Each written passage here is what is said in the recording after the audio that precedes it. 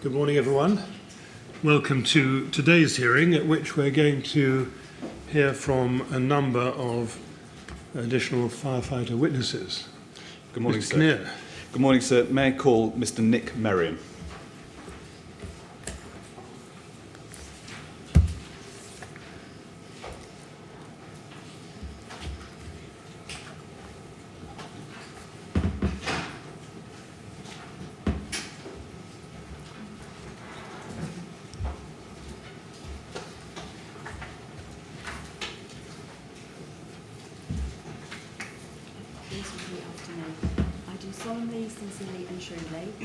I do solemnly, sincerely and truly declare and affirm that the evidence I shall give shall be the truth, the whole truth and nothing but the truth. and nothing but the truth. Thank you very much, Mr. Merrion. Sit down and make yourself comfortable. Thank you. All right? Yes, Mr. King. Good morning. First of all, could you please confirm your name for the record? I'm Nicke Merrion. Thank you. And in front of you, hopefully you'll find a blue folder. And in that folder, the first tab should be your witness statement dated the 17th of January of this year. Is that right? Yep. And behind that, in a separate tab, ought to be your contemporaneous notes. Is that right? Yep. And have you read those documents recently? Yep. And do you confirm their contents are true? Yep. And do you confirm that you are content for those documents to stand as your evidence in the inquiry? Yep. Thank you. Now, Mr. Merrion, if any time you require a break, please say so. That's not a problem. And most importantly, if any time my questions are unclear, please say so, and I'll try and rephrase them so they're clear for you. Now, first of all, could we deal with some basic matters first? At the time of the fire, you were a firefighter based at Acton, is that right? Yeah. And how long have you been a firefighter? Now coming up to 15 years. And on the night, the appliance in which you were in, the call sign was Golf 261, is that right? Yes. And on the evening, you worked with firefighter Harvey Sanders, who was your BA partner, is that right? Yes. Now, the LFB records indicate that you were mobilised at 0120, you were on the road at 0122, and you'd arrived at the scene at 0135. Does that sound right to you? Yep. Now, whilst you were en route, do you recall hearing on the radio that your pump would be an FSG crew? I don't remember, to be honest. If I might ask Paul to draw up LFB document quadruple 01914 underscore 0061. And hopefully there you'll see at the bottom of the page 0135. Yep. You'll see Golf 261, Acton's pump ladder interrupt the CRO attempting to pass the radio message to Golf 271, North Kensington's pump ladder, saying they will take the priority message on behalf of Golf 271, North Kensington's pump ladder, who have not responded. The CRO passes FSG call information to Golf 261, saying they have a caller on the 18th floor with thick smoke in their flat, individuals on the 22nd floor with smoke in their flat, and a further call to fire on the 20th floor. In flat 82, people are also trapped. Golf 261, Acton's pump ladder, are still on their way to, and if Paul could turn over the page, and you see at the top of the page the incident, and they state they will pass on the information to Golf 271 when they arrive. Do you remember that? No. No. Now, in terms of the timings of your BA wear, the LFB records indicate that the SDBA was disconnected from the appliance at 0131 and tally out at the Bridgehead was at 0151. Does that sound right to you? Yeah. Now, you've given a detailed statement. I'm not going to go through each and every element of that, but what I'd like to do is just focus on the particular FSG mission you were tasked to complete. And first of all, can I deal with your BA entry into the tower? Now, first of all, do you recall on your entry into the tower seeing the forward information board at the second floor Bridgehead? Yes. Now, if I could ask Paul to put up Met document 000018749 underscore 0001. Is that the forward information board you remember seeing? Yeah, I remember seeing it. I don't remember the information that was written on it. Okay. And if you see in the middle right-hand side, what appears to be written 14 floor, Yeah. 111, and underneath that written 8 persons. Do you remember seeing that as you entered the tower? No. You see there flat, or rather the numbers 111 written down. If I could ask Paul to put the forward information board down, turn to your own contemporaneous notes at Met quadruple 05470 underscore 0001. Yeah. Now, if you go, apologies, it's always difficult reading handwritten notes, but if you go roughly halfway down that page, you say, we went to the 14th floor, flat 112. Yeah. When you were deployed, can you remember, were you deployed to flat 111 or to 112? Can you remember? I can't remember now. Okay.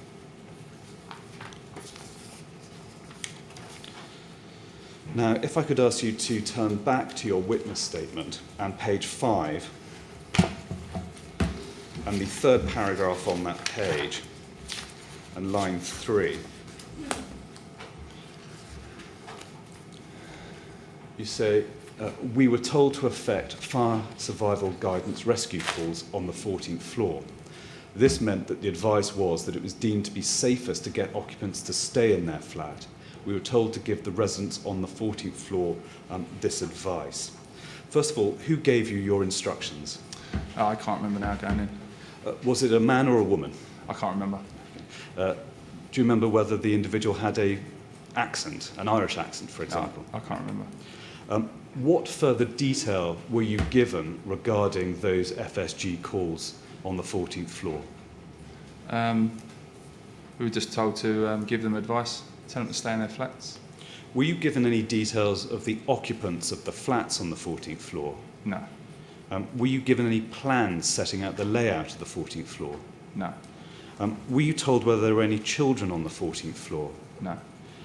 Were you given any information regarding conditions, for example, in the stairwell going up from the Bridgehead to the 14th floor? No, can't recall that. And were you given any information regarding conditions within the flats from where FSG calls had been made? No, I can't recall that. Now, in that extract from your statement, which we've looked at, you very specifically say that you were deployed to give FSG advice to stay put, i.e. to remain within their flats. Could I ask you a few questions about that? Yeah. What would have been the purpose in telling the occupants to stay where they were at this stage? At that stage, as in other high-rise procedures, staying in your flat is generally the safest place to be.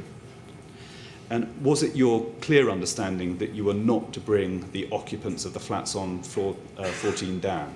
I don't remember being told that at all, no. Whilst you were in the lobby or in the Bridgehead, did you see any residents evacuating the tower? I remember people coming down. I don't remember it as we were at the Bridgehead, though. And seeing residents coming down, were they coming down without the assistance of a BA set? Can you remember? Very few. Well, maybe one or two I think I remember seeing. And can you remember the physical condition of the residents who were evacuating at that time? They weren't in a good state, to be honest. Now, Well, can you explain that a bit more? They were struggling to breathe as they were coming out, coughing, things like that. Given what you witnessed, given the condition of the individuals you witnessed whilst you were waiting to go up, did you think whether it might be sensible or practical to take up a spare BA set with you to assist people down if that became necessary? No, not that time. What was the point, I suppose is the blunt question, in going up to the flats on floor 14 to tell them to stay put when that information could have been given to them by the phone? I don't know, to be honest. It's normal procedure in high-rise to tell people to stay in their flats. If people start coming out of their flats, to tell them to go back in and wait for any other advice. Now, in terms of your understanding of the scope of the mission, Mr. Murphy and Mr. Cornelius, who we'll hear from later today, both say they were told to carry out search and rescue. There's no suggestion that they didn't have instructions to leave occupants there. Are you sure there was no instruction to bring the occupants down? No, not to me, I don't think. Is that to say you're sure there was no such instruction? No, I'm not 100% sure. Okay. Now, could I ask you next about your assessment of the conditions on your way up the tower? And if I could ask you to turn to page 5 again of your witness statement in the 4th paragraph, where you say there was smoke on the stairs from the 2nd floor all the way up to the 14th floor. So if we had tried to get people out from the 14th floor, they wouldn't have made it down. Now, just dealing with that short paragraph, is that a view you had on the night, or is it a view you formed later on after your experiences within the tower? No, that was at the time. Given that assessment, again I ask the question, what consideration did you give to possible means to assist people leaving the tower, spare BA sets, for example? I don't know, to be honest. Was there any discussion of taking up spare BA sets when you're in the lobby or at the Bridgehead? No.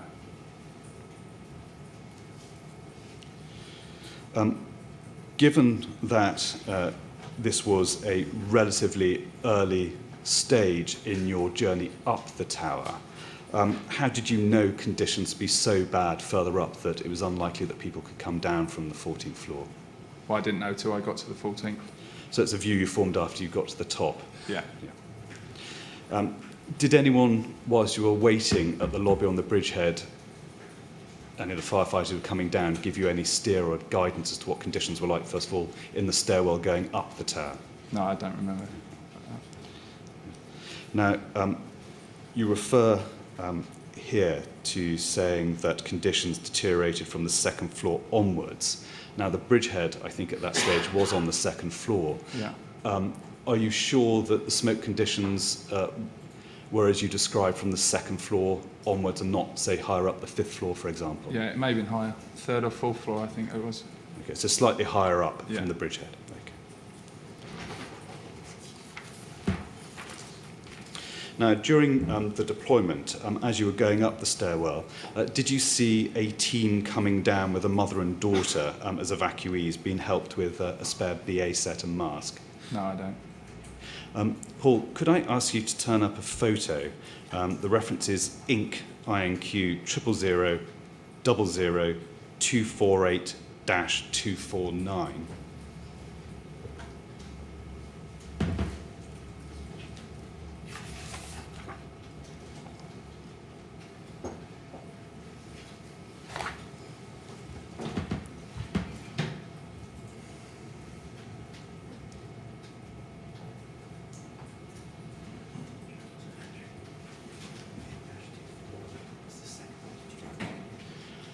Well, actually, we'll just park that. There's some difficulty. I'll move on to different questions whilst we get that sorted. Could I now turn to what the conditions were like on the 14th floor itself? Now, as you were going up, you noticed there was unusual white smoke. Now, did you ever turn off your BA to test breathing conditions as you were going up? No. Did you turn off your BA once you're at the 14th floor? I took my mask off in a flat. I can't remember which one. As you were going up, what was had anyone warned you of the scale of the staircase, its breadth or otherwise? No. What equipment did you encounter as you were going up the stairwell, firefighting, media, etc.? I remember there being some hose on the stairwell. I can't remember anything else. As you were going up, did you encounter any firefighters who were helping residents evacuate? No, not that I can remember. Now, were you aware that Mr. Murphy and Mr. Cornelius were deployed to the 14th floor at roughly the same time as you were? Yes. I don't remember their names, but I know a crew was deployed at the same time as us. And were you present when they were briefed? No. No. Were you, did you witness them as you were queuing up to go to the Bridgehead? I can't remember who they are, to be honest. Okay. Now, as you were going up the tower, am I right in saying that the ADSU sounded? Yeah.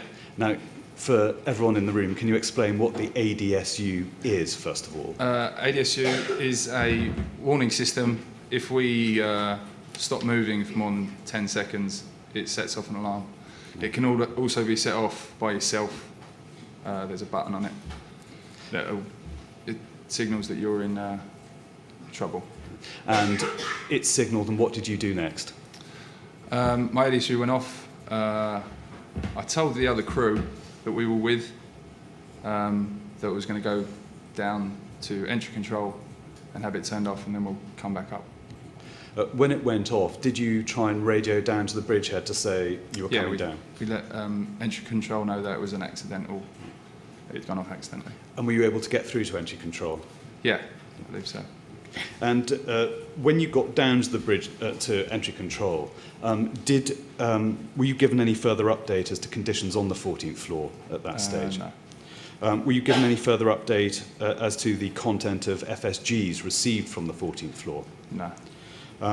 Did you consider, given the conditions you encountered, taking up a spare BA set to assist residents coming down?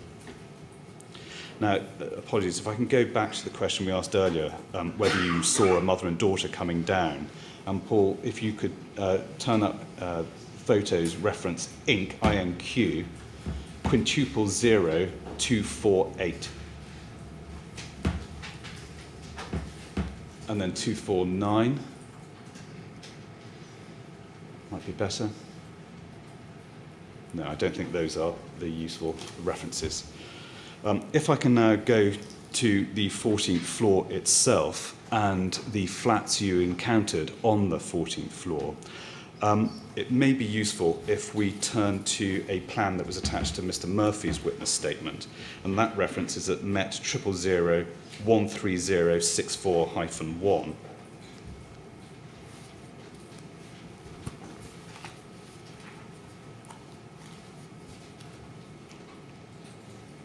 Now, is it right that the first flat you went to was flat 112? Yes, I believe so. And there, as you say in your statement, you found two men with tan skin and their mid to late 30s. Is that right? Yes. Yeah. And you say in your statement that they were anxious to leave the flat, but you advised otherwise. Why did you advise for them to stay in the flat? Because the stairwell was so smoke-logged that I didn't think it was a good idea for them to come through that. Okay. And if they had elected to leave their flat and gone down in any event, given the conditions in the lobby and the stairwell, what do you think would have happened? I don't think they would have been able to make it to the bottom. When you were assessing whether they should go down the stairs, did you take into account their age and likely capacity to get down? No. Do you think it would have been possible to radio down to the Bridgehead or the entry control point for a fresh crew of firefighters to be sent up the tower in order to meet any evacuees coming down from floor 14 halfway or somewhere safer? No. Would that have been helpful? I don't believe so. Why? Unless they had, unless the stairwell was clear of smoke, or they had their own oxygen supply. Mr. Omar Al-Hajali, who's one of the gentlemen you met, says that he asked about whether there were any spare masks. Do you remember that question being asked? I do, yes. And do you remember what was your response? I said there wasn't. And what did he say to that? Do you remember? I can't remember now. Okay. Do you remember, whilst you were talking to Mr. Al-Hajali, he says that smoke came into the flat and caused the fire alarm to go off. Do you remember that? No. Is it possible that that happened? It is possible, yeah. Now, if I can ask you to turn to page 7 of your witness statement, and it's really the penultimate paragraph on that page, the third, and I'll read out all of it so it's in the record. I think the guy in the flat I'd been in came out into the hallway and said that the fire was getting closer. I went back into the flat I first went into, and I saw some smoke to the rear of the flat. I was only in there for about 30 seconds the second time I entered. I came back out, and we made the decision, but we decided to move all the people on the 14th floor into one flat, the one we deemed to be the safest. I don't know who actually made the decision. Now, looking back now, looking at who made the decision, by a process of elimination, did you suggest that people should be moved from flats into flat 113? I don't know. You can't remember, or you don't? I can't remember. I don't know. You've got no recollection at all as to who suggested it? No. Was the decision to move everyone into flat 113, was that based on your assessment of smoke conditions, or because of a fear of not having enough air for you to get back down the tower, or were both factors in your decision making? I think it was because the amount of people on that floor, if they did need to be evacuated, they'd all be in the same flat and we'd know exactly where they were. Given the decision to put people in the same flat, 113, did you radio down to the Bridgehead, or try to radio down to the Bridgehead, the decision that had been made? No, I can't remember, to be honest. Do you remember anyone trying to do that? No, I can't remember. Did you clearly use your radio at the first stage of the deployment to contact the entry control staging post that you were coming back down because your ADSU had started? Yeah. Did you think to try and use your radio later on to inform either the Bridgehead or entry control that you were putting everyone in floor 14 in flat 113? I can't remember if we did or didn't, to be honest. During the night, did you have any issues getting through to the Bridgehead using your radio? No, I don't think so. And so if you could have contacted them, you could have got, if you decided to contact the Bridgehead or the entry control, your view is you could have got through? The times that I did, or we did, try and radio through to entry control, we didn't have any problems. Apologies, I should have asked you this at the outset, but what type of radio did you have on you? I had my handheld radio. I can't remember if I had VA comms as well. Some firefighters have also discussed having mobile phones on them. They've emphasised that it's usually only senior officers who are allowed to have them, but people do carry them with them. Did you carry your mobile phone with you on the night? I think so. Did you use it at all on the night? No. Have you, in your experience, encountered any difficulties with radio communications in high-rise concrete buildings, using the handheld radios or Barry sets? No, not the new radios, no. Okay.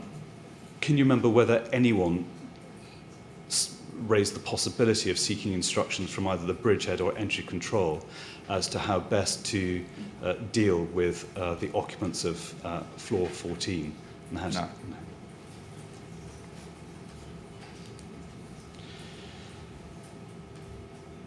Now, if I can now deal with the question of flat 113.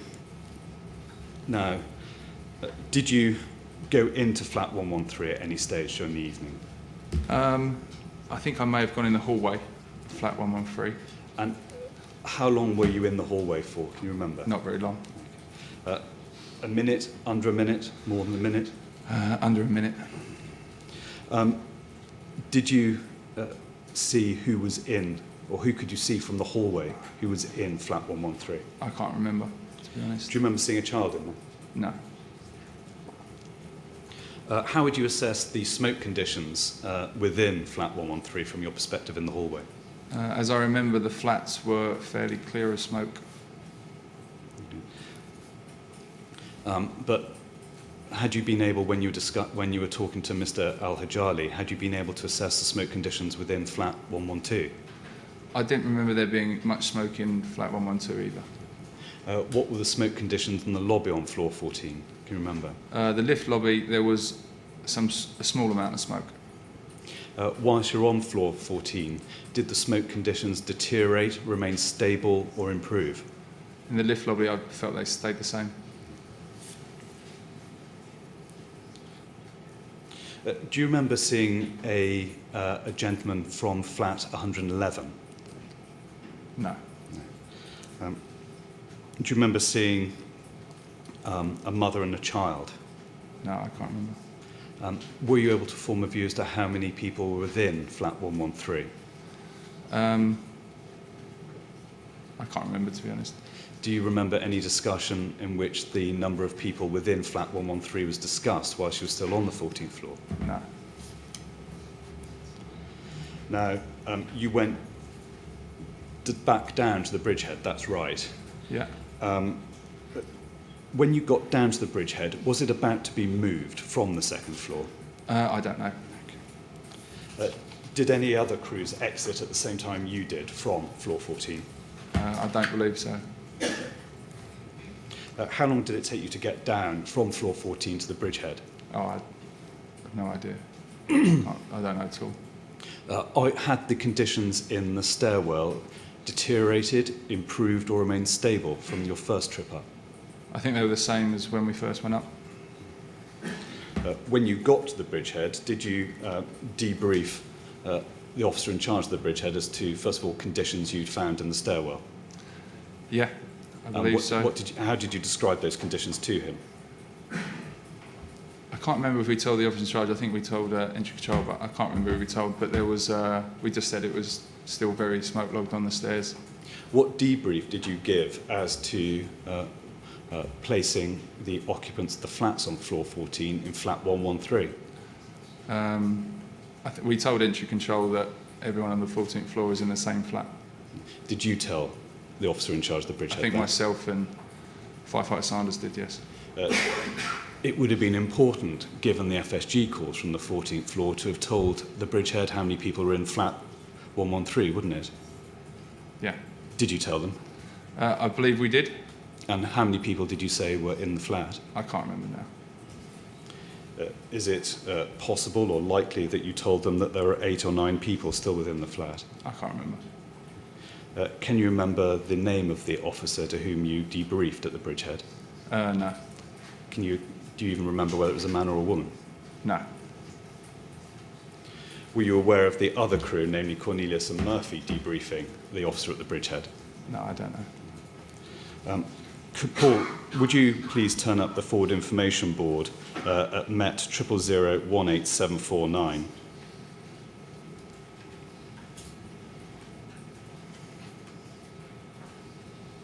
And if that could be expanded. Now, this is the forward information board. And you can see at the top, flat 113, 8 people, 14th floor. Do you remember seeing that information being written on the board whilst you were present? No, I don't remember. Do you remember anyone writing any information on that board after you'd returned from flat 113? No. Could I ask, Paul, would you mind taking that down? Could I ask you to turn up MET 000-13074? And there you'll see 113, 8 people, 14th floor. If that could be magnified. Yeah. Do you remember seeing that being written on the wall? No. Do you remember firefighter Cornelius writing anything on a wall? No. Could I now ask you a question about training? Had you been trained that it was best to leave a group of residents on a floor that was already smoke compromised in some flats? No. I don't think so. Well, we've always been told to leave people in their flats. And given the nature and extent of the smoke on the 14th floor, the lobby, given the nature and extent of the smoke in the stairwell, and given the smoke conditions you'd observed, is it fair to summarise your evidence in this way? You considered it was safe to leave the occupants of the flats in floor 14 in flat 113? Yeah. Did you assume that firefighters would later go up to rescue those occupants of flat 113, or did you assume that the fire would be extinguished and that they could evacuate, the residents could evacuate safely in any event? On normal high-rise procedures, tell people to stay in their flats, put the fire out, and then we'll tell them if they needed to be evacuated or if they could stay where they are. But in answer, if I could press you in answer to the question I put to you, did you assume that they would be rescued by a later crew? Yes. Did you check as to what had in fact happened to them after No. you'd came down? Were you made aware later on in the night as to what had happened to the occupants of flat 113? No. When did you first find out what had happened? I still don't know. Now, looking back now, given the state of the smoke on the 14th floor, in the stairwell, and given the residents were coming down before you went up, do you think it would have been practical to bring down the occupants of flat 113 at the time you came down? In hindsight, it was, yeah, we could have got everyone out, but again, without any oxygen, I still don't think they would have made it down. If you'd radioed down for spare BA sets, would it have been practicable for a fresh crew to have brought up spare BA sets to bring down the occupants of flat 113? Oh, I don't know.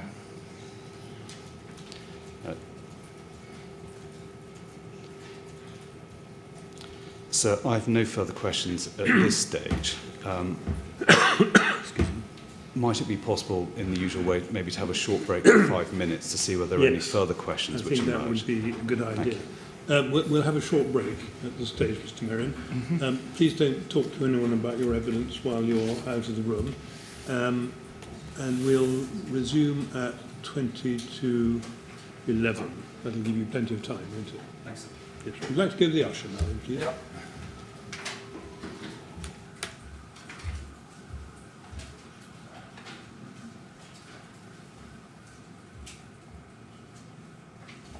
Right, 20 to 11 then, please.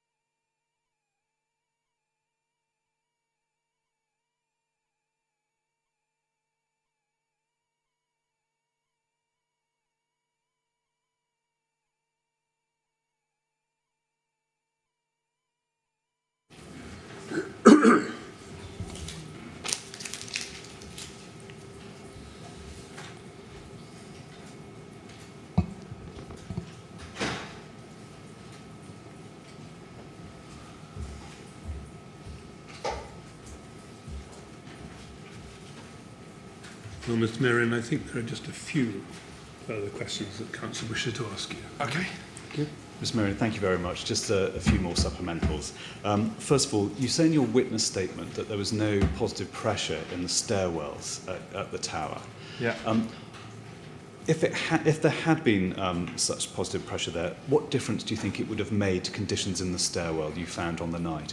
There would have been a clean stairwell. There would have been no smoke in it. Everyone could have walked out. And therefore assisted evacuation? No, they would have been told, make your way out. It's safe to do so. If the stairwell was clear of smoke, then...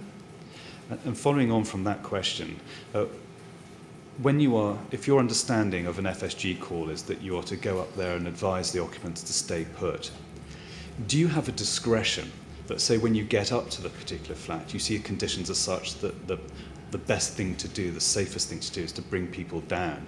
Is that a discretion that you have and that you've exercised in the past? Yes. And I suppose follows on from that question, given that discretion, why did you decide not to exercise it here in relation to flat 113? Because the smoke logging was so heavy in the stairwell at that time, then I don't think people would have been able to get out safely. And finally, you said that you were unaware of what had happened to the occupants of flat 113. Have you received any briefing from anyone as to what happened in flat 113? No. Had you seen any of the publicity in the press following the fire? No. Had you seen that Mr. Mohammed Al-Hajali had been the first reported fatality in the town? No. Mr. Merrion, thank you very much for your assistance in coming to the inquiry today. We're very grateful for your help, and those are all the questions I have for you. Well, I've had my thanks to those of Mr. Kinnear. It's been very helpful to hear your evidence. Thank you very much. Thank you. Right, you go with the usher then, please.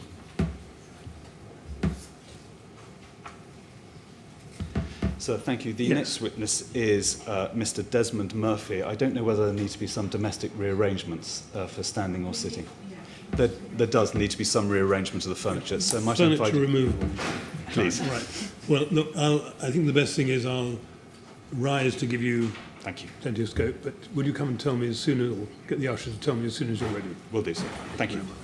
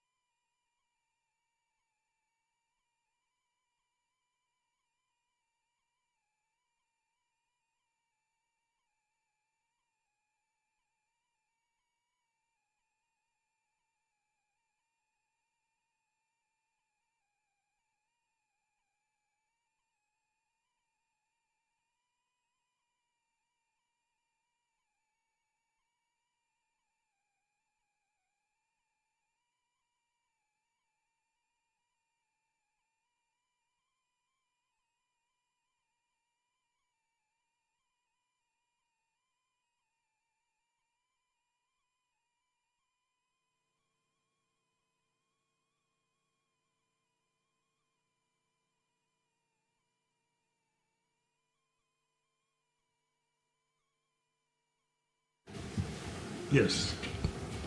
Now then, Mr. Kinnear. So, Mr. Murphy, is Mr. Murphy, just before I do, I should formally read into the record an exhibit from Mr. Warren's police statement, which is MET 000158565, which is simply a plan. And so I do that formally now. May I call Mr. Murphy? Thank you.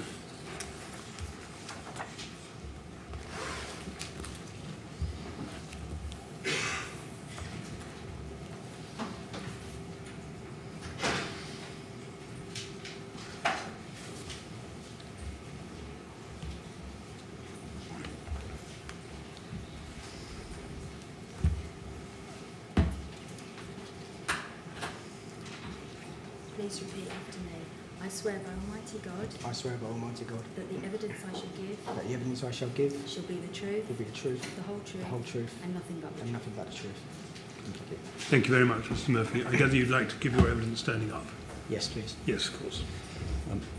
Good morning. Would you please confirm your name for the record? Desmond Murphy. Mr. Murphy, thank you very much for coming on to give evidence today. It's much appreciated. In front of you should be a blue folder, Yes. and when you open that, there should be your police witness statement dated the 21st of January 2018. Is that right? That's correct, yeah. And behind that ought to be your contemporaneous note. Yes. And behind that should be two exhibits. The first, a plan of the tower and its immediate surroundings, and secondly, a plan of the 14th floor itself. Yes. Is that right? Yeah. And have you read those documents recently? Yes, I have, yeah. And can you confirm their contents are true? They are true, apart from a couple of the names have been misspelt, but the evidence is correct, yes. Thank you. And are you content for those documents to stand as your evidence in the inquiry? Okay. Yes. Mr. Murphy, at any stage you want a break, please do say so. There's no problem with that. Okay. Also, if at any time I ask a question which is unclear, the fault is mine, and please ask me to put a question Okay. more clearly. Yeah. Now, if we could start off with some basic information, first of all. At the time of the fire, is it right that you were a firefighter based at Kensington? That's correct, yes. And how long have you been a firefighter? 20 years. And on the night, the call sign of your appliance was Golf 331, That's is that correct. right? And that on the night you worked with firefighter Cornelius, who was your BA partner? Yes. And your watch manager was watch manager O'Keefe, Yes. and he was the watch manager who deployed you to flat 111. That's correct. Now, looking at the timings, the LFB's records indicate that you were mobilised at 0055, you were mobile at 0056, and that you were on scene at 0108. Does that sound right That to sounds you? about correct, yeah. And turning also to the timings of your deployment under air, the LFB's records indicate that the SDBA was disconnected from the appliance at 0127. Does that sound about right? Yes. And that tally out at the Bridgehead was at 0151. That's about right, yeah. Sounds right to you? Yes. Just for those who aren't familiar with the detail of timings and the tasks you carried out on the night, the time difference between your arrival at 0108 and the disconnection of the SDBA at 0127, was that the time you were deploying the covering jet? That's correct, yes. And the second period of time between disconnect at 0127 and 0151, what were you doing in that time period? Making our way to the Bridgehead. Thank you. Now, the first topic I'd like to discuss with you is just the external firefighting you carried out on the night. Now, at page 3 of your witness statement, at the first substantive paragraph on that page, 6 lines down, you said, I was told there were crews tackling the fire inside of the respective flats, so me and firefighter Cornelius took the hose from firefighter Bills. When there are crews within a flat, we are trained to discharge water around a window and not into the window, as this may affect the safety crew inside or cause injury to them. Firefighter Cornelius and I were hitting the fire around the window with water, but it was having no effect. The flames were continuing to spread. Presumably, you were aiming the fire around the window so as to avoid injuring anyone inside. That's correct, yes. So I have to give a trigger warning at this stage, maybe showing very briefly a video which showed the initial firefight outside the tower. And so the tower does show flame. And so I'd give the Is trigger... this a still photograph? It's a video. Or a video, It's the I'm Bisbee sorry. compilation which we've seen before, sir. Yes. Well, if anyone feels concerned about seeing a video of the tower perhaps this would be a good time to leave the room. Well, I don't see anyone moving at the moment. No. And Sir Paul, is the video set up? It's Mr. Murphy, just so I can explain, this is a compilation video put together by one of the inquiry's experts, which shows mobile phone footage of the exterior of the tower and shows the initial firefight. And so the purpose of me putting it to you is just so I can see whether certain individuals are you and firefighter Cornelius, that's all. And Paul, if you could set that up.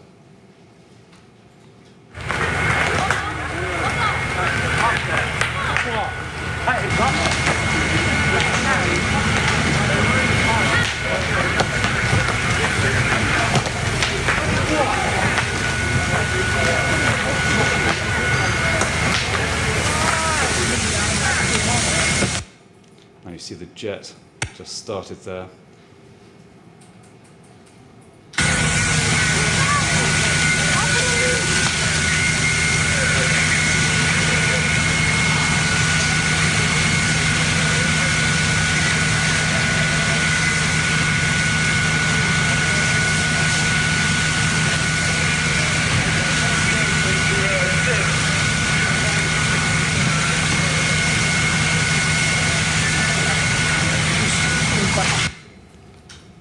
Now, stopping there, it's always very difficult on these things, but was that the jet you were operating? Yes, it is, yes. And so the two individuals we saw at the end of the 0115 frame, that was you and firefighter Cornelius, is that right? Thank you.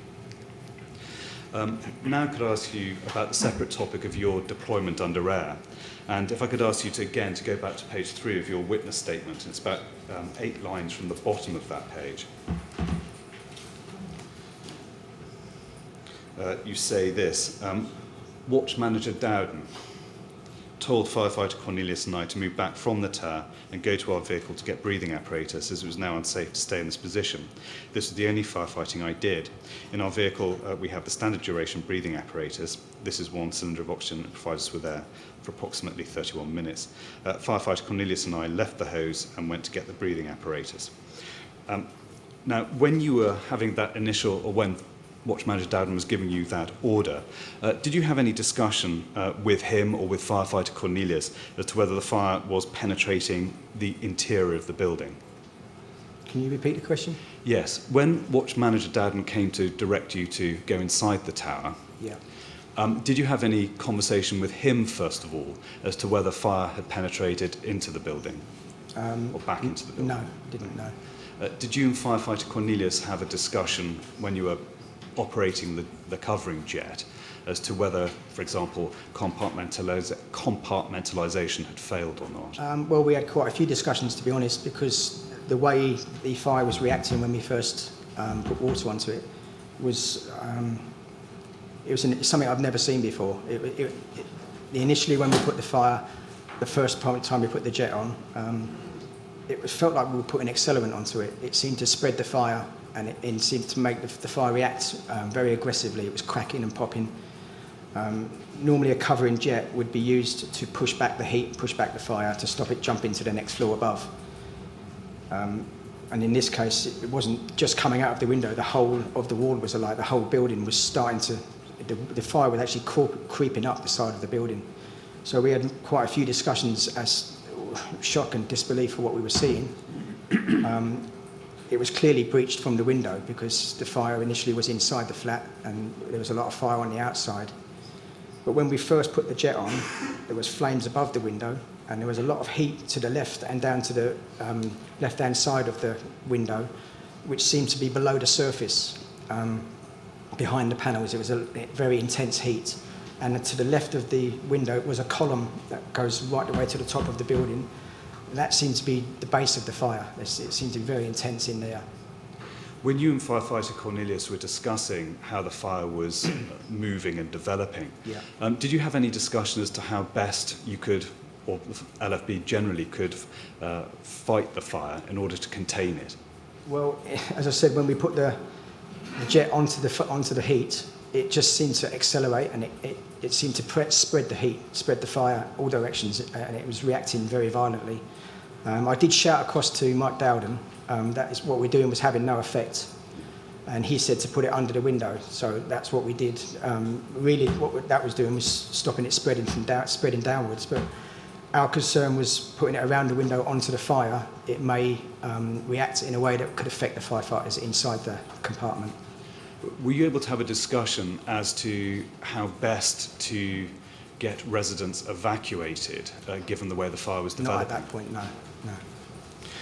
Could I now turn on to BA entry control? Sure. And it's, again, page 3 of your witness statement, and it's the very last line where you say this: firefighter Cornelius and I spoke with watch manager O'Keefe, who's in charge of the Bridgehead at this point. I did not see any other managers. He tasked us with a fire survival guidance, search and rescue on floor 14 to locate a male who was in flat 111. This male had called for firefighters, saying he could not get out of his flat, and he was told to remain in his flat, excuse me, for firefighters to reach him. Did you see at this stage a female watch manager at the Bridgehead? No, the only officer I saw was Brian O'Keefe at that point. Dealing with the substance of the instructions you were given by Mr. O'Keefe, were you told to search and rescue? We were told that there was an FSG call to flat 111 on the 14th floor. To me, that would indicate find them and try and rescue them. Did Mr. O'Keefe explicitly use the word rescue? I believe he did, yes. Yeah. And even if he hadn't, that would have been your assumption in any event? If someone's calling and they're in difficulty and that becomes an FSG call, that normally indicates they're either trapped by the smoke or the fire and they need our assistance either to get them to a safer place or to get them out. What information were you given regarding, for example, smoke conditions in the stairs going up to floor 14? Before we left the Bridgehead, none, no. Were you given any information as to smoke conditions on floor 14 itself? No. Any detail about smoke fire within the flats on floor 14? At the Bridgehead, there was no smoke, it was clear. And as we made our way up the building, from about the 5th floor, it became light smoke, and then 4th floor light smoke, 5th floor became very, very thick, acrid smoke. Visibility was reduced to nothing. Were you given any detail regarding the layout of floor 14, where the flats were? No, there were no plans available.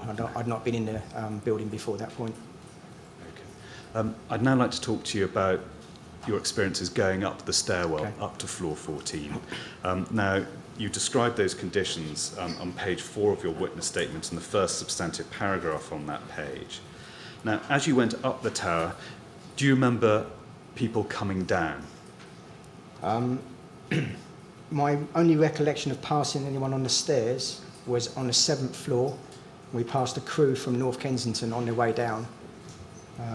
Smoke conditions were very, very bad there. The only reason I recognised one of the firefighters, which was firefighter for Badillo, is he's the same height as me, with similar sort of stamp. So we were having difficulty locating what floor we were on because of the smoke conditions, and it didn't appear that every floor had numbers on the wall. So Dave Badillo showed me that underneath the emergency lighting, if you put your hand over the lighting and put your torch on, there was small numbers underneath. That was the 7th floor, so from there upwards we were able to gauge our position. Do you remember seeing any residents being evacuated? No. Not past that point, no. Do you remember seeing any residents evacuating when you were in the lobby or at the Bridgehead? To be honest, at the Bridgehead, I was listening to my brief. I was focused on what Mr. Firefighter O'Keefe, Watchman O'Keefe, was giving us. So no, I didn't. Now, could I ask you about the topic of radio communications within the tower on the night? You say in your statement, and it's at page 5, we don't need to go to it unless you want to, you said that the radio communications didn't work. Just to be clear, did that mean the line was dead, or just that the line was so busy you couldn't get through to the entry control or the Bridgehead? The first time we tried to use the communication was on the 5th floor when we got into the heavy smoked area.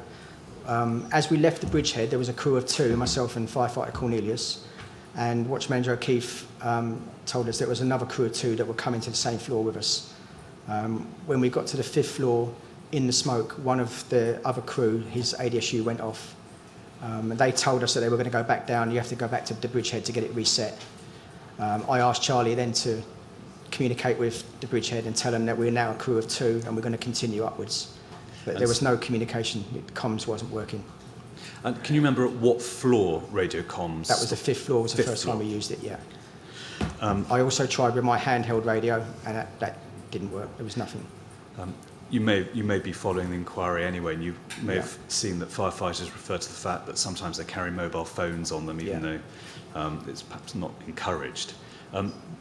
Were people carrying mobile phones on that night that you saw? I don't know. I couldn't see the guy that was next to me, so I didn't notice anyone using a phone. No. Did you carry a mobile phone? No, not that night. No. Did you see anyone in your crew or any of the guys you were with going up to or at floor 14 used or tried to use a mobile phone? No.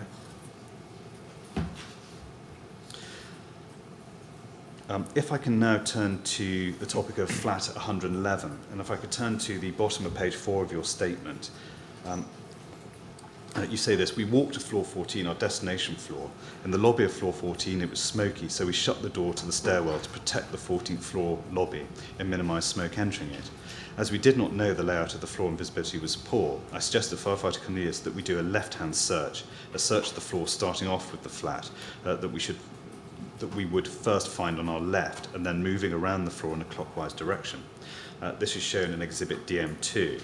And if I could ask Paul to bring up Exhibit MET 000-13064-1.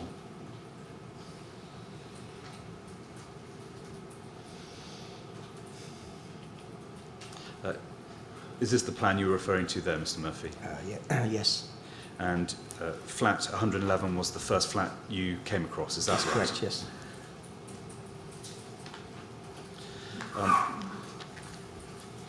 You go on at the top of page 5 of your witness statement to say that a man came to the door of flat 111.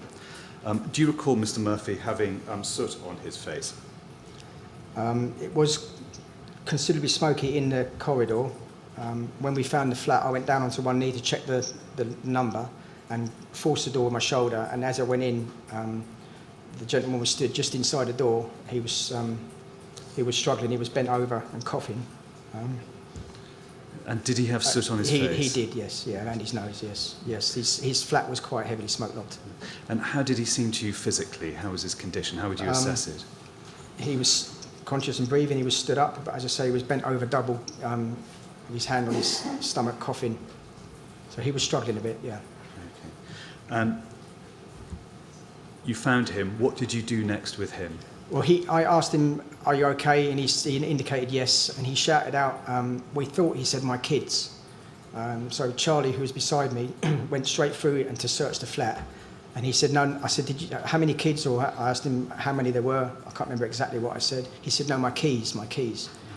So Charlie had just literally swept the flat quickly, come back out, said there wasn't any kids because he couldn't hear the gentleman talking. And I reiterated that it was his keys he was looking for. I said, we won't need your keys. We don't need to worry about them. And we stepped back out of the door into the lobby. And did you only go as far as the hallway into flat 111? Just inside the front door myself, yes. And from that perspective, how would you assess, first of all, the density of the smoke? It wasn't a safe atmosphere to stay in. It didn't appear to be any heat in there. It didn't appear as if there was a fire on that floor. Normally, if you're close to the fire, you can feel the radiated heat. Obviously, we just climbed 14 floors carrying lots of equipment, so we were quite hot ourselves, but it didn't appear that there was a fire there, just it was very smoke-logged. And what was the colour of the smoke, can you remember? Black. Very dark grey and black. So what did you do next? As we discussed the confusion over the keys, I stepped back out into the lobby, and at that point, the door next to us, which was the next flat, 112, the door opened. There were two gentlemen at the door. One was very, very calm. The other one was quite distressed and upset. And he said, "Please don't leave us." If you want to break any no, it's fine. Are you sure? Yeah. Please do say so. Okay. In respect of Mr. Murphy from FAT 111, yeah. Where was he whilst you were having the discussion? I was holding on to his elbow, supporting him, yeah. And what did you then do? I looked over the shoulders of the two gentlemen at flat 112, and I could see behind them that their flat was clear. It's safe air. So I suggested that they step back in and keep the door shut, and asked them to take Mr. Murphy in with them, and close the door and keep it shut. We were going to search the floor and we'd be back for them, which they did. And next, I think you went to flat 113 itself. Yeah, is we that continued right? a left-hand search, so we went to the next flat, which was flat 113. And could you just take us through? You found flat 113. What did you do next? Yeah, we knocked and kicked the door, shouted out fire brigade. The door opened. A gentleman, probably in his 30s, answered the door. It was clean air in there as well. I asked him, was he okay? He said, yes. I said, how many people in the flat? He said, my partner and my daughter. So I said to them, okay, stay in the flat, keep the door closed. And then he did that, he shut the door, and we moved around in a clockwise direction to flat 114 from there. Thank you. When you use the phrase clean air, does that mean absolutely free of Yes, smoke? it looked safe as it does in this room, yes. Yeah. You finished at flat 113. Are you able to remember how much air you had left at that stage? We did a gauge check just at the same time that flat 112 opened. Charlie was doing a gauge check and I was checking as well.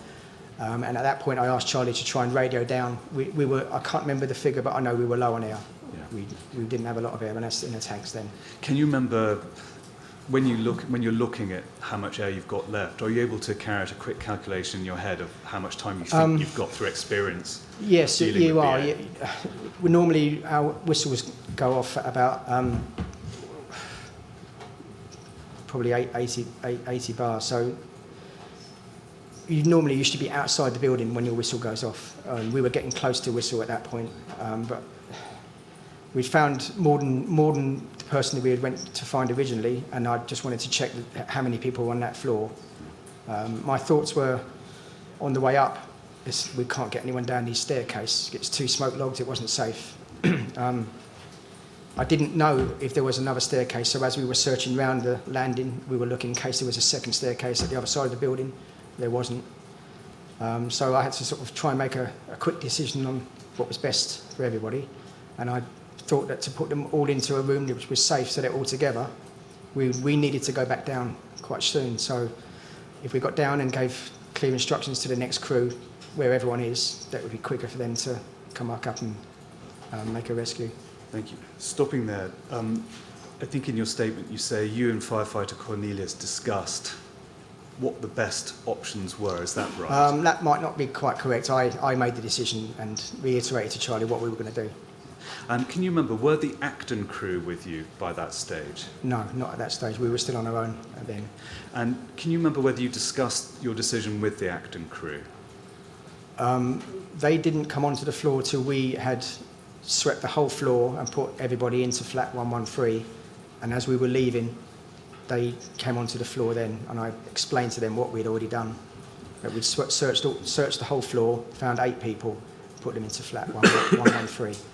Once you'd made your decision, were you able to radio through to the Bridgehead? We tried again. There was no radio communications with the Barry sets or with our handhelds. Given the conditions you encountered, were you able to form a view as to how many people were on floor 14 at the time you made your decision to move people into flat 113? Not until we'd knocked on all of the flats and made contact with the people. We didn't know. Obviously, we found the first 2 flats, then the third one, which was 113. We tried 114, there was no answer there. We kicked the door, shouted out. So we then moved to 115, and we found 2 people in there, a lady and her son. She was very, very frightened, very upset.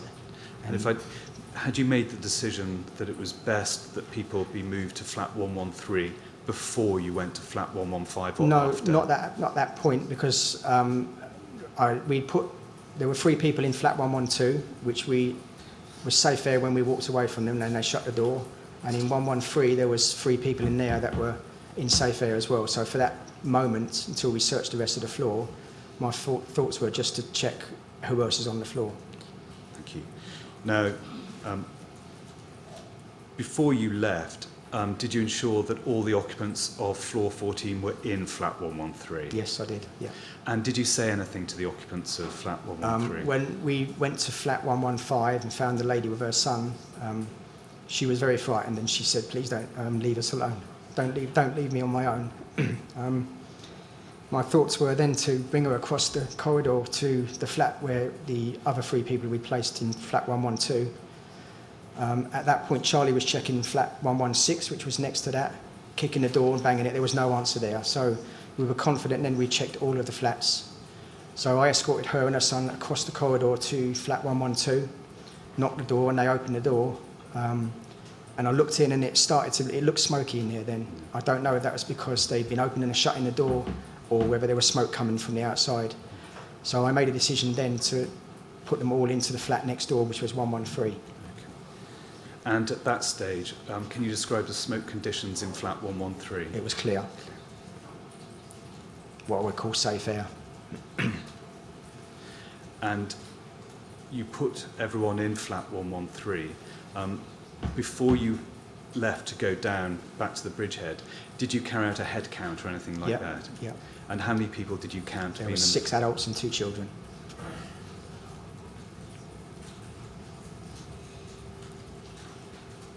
And were they all within the living room on flat 113? They were.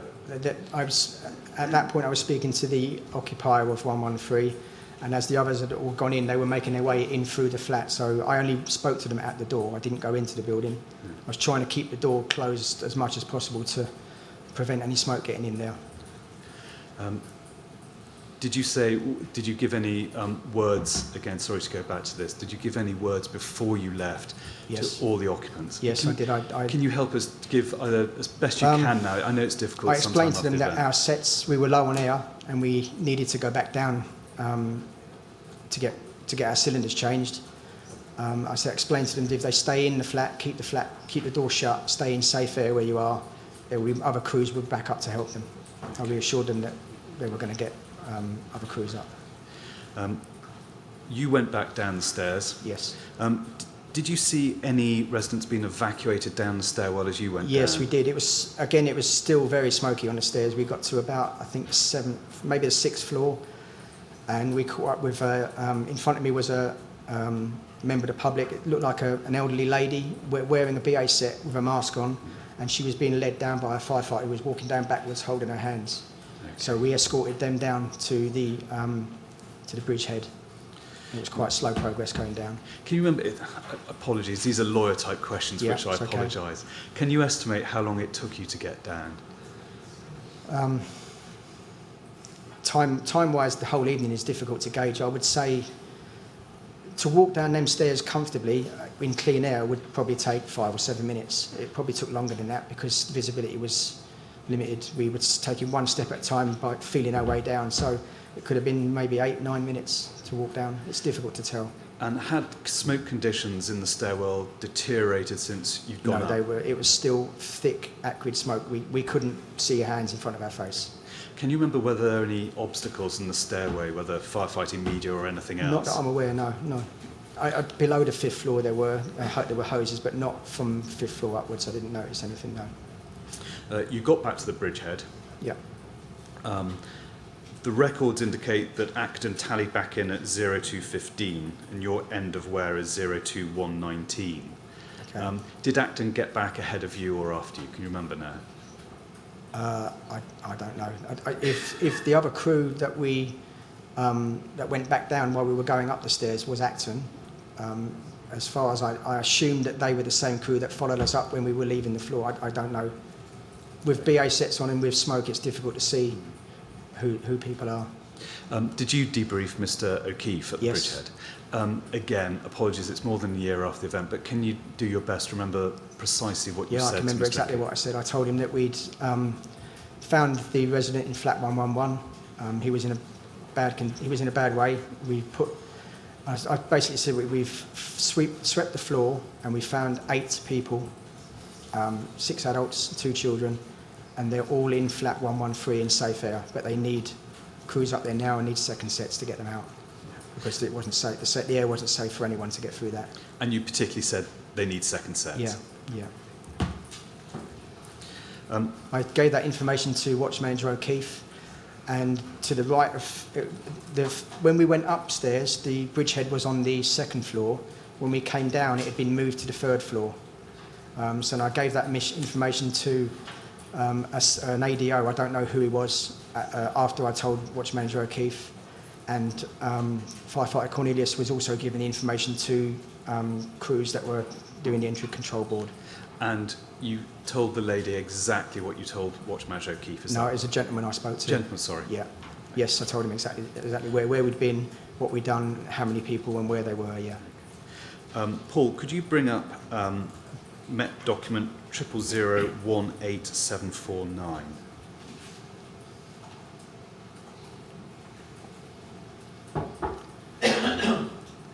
Do you recognise this as a forward information board? That is a forward information board, yes. You'll see in the top middle, if Paul could amplify that, 113, 8 people, 14th floor. Did you see the forward information board being updated with that information? I didn't notice the board, no. Paul, if you could take that down and put up Met 000126663-0011. Apologies, that's my fault, wrong reference. It's Met 000013074.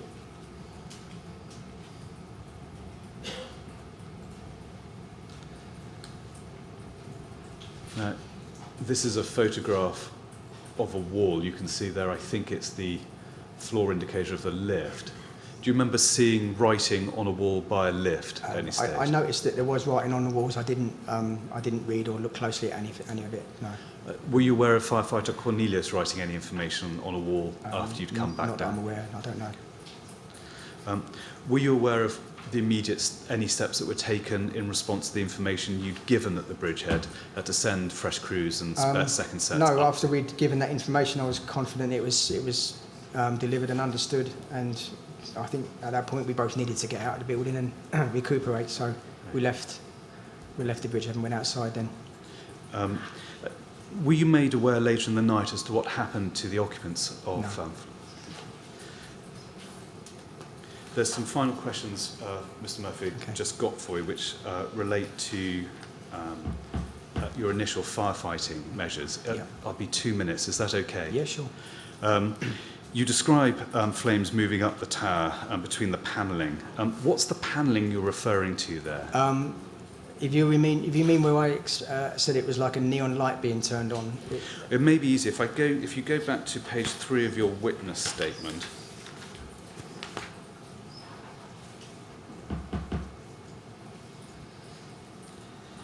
And you describe, sorry, it's that chunky paragraph. You'll see just below halfway, there's a sentence which starts, within 10 to 15 seconds, we saw the flames move up the tower between the panelling, and they lit up the building, reminding me of neon lights being turned on in a vertical panel between the panels, with bright white hot glow of fire then spreading rapidly left and right. So your memory's right. What I'm referring to there is, to the left of the window is almost a triangular shaped column sticking out from the building, which ran right the way to the top.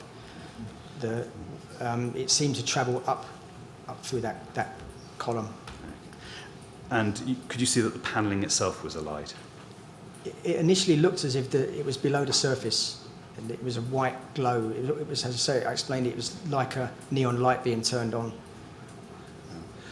Can you remember whether Watch Manager Dowden would have seen that? Would he be in a position to have seen He that? was stood to my left and in a position where he could see both sides from that corner of the building. If he was looking in that direction, he may have seen it. And did you discuss what you had seen in the panelling, the vivid way, with Mr. Dowden? No, when he gave us our instructions to go and get sets on, we did exactly that and left. We didn't stand around and discuss anything. No. Mr. Murphy, thank you very much for your patience. Might I ask just for 5 minutes, just to see if there are any further questions, or indeed, given the time of morning? Well, I wonder whether, excuse me, I wonder whether this would be a good moment to have a slightly longer break if Mr. Murphy is not in too much of a hurry to get away. Thanks, sir. So should we do that, and that'll give you a chance to see whether there are further questions. I'd be grateful. Thanks, sir. Right. Well, we'll have a slightly longer break now and resume at 20 to 12. Okay. Please don't talk to anyone else about your evidence while we're out of the room. We'll start again at 20 to 12, and there may or may not be some more questions at that stage. Okay, thank you. All right? Would you like to go with the usher, please?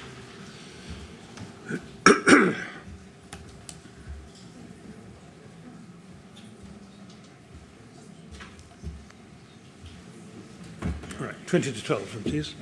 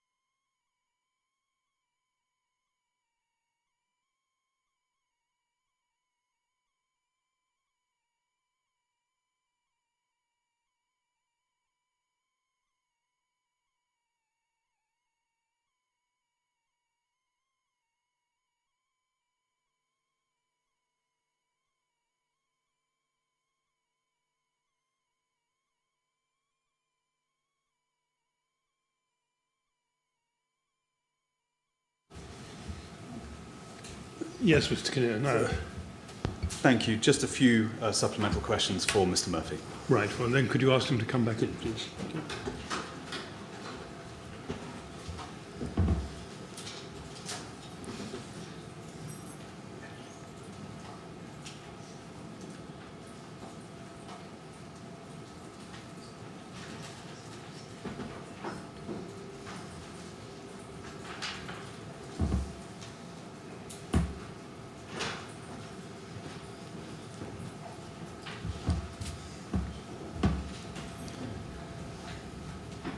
Thank you, Mr. Murphy. I think there are just a few more questions to ask you, if you wouldn't mind. Mr. Murphy, thank you very much for your patience. Just a few more questions. Sure.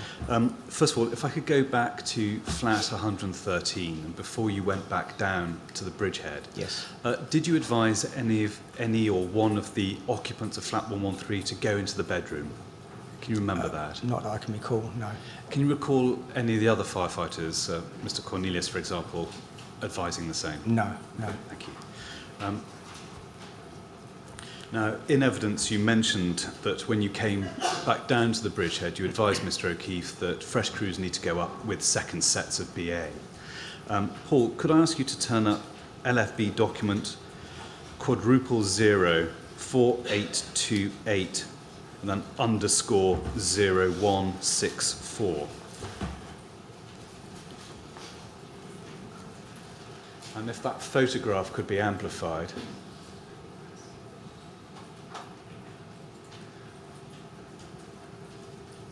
And do you recall seeing, as you came down, a resident being evacuated, protected with a second set of BA in that way?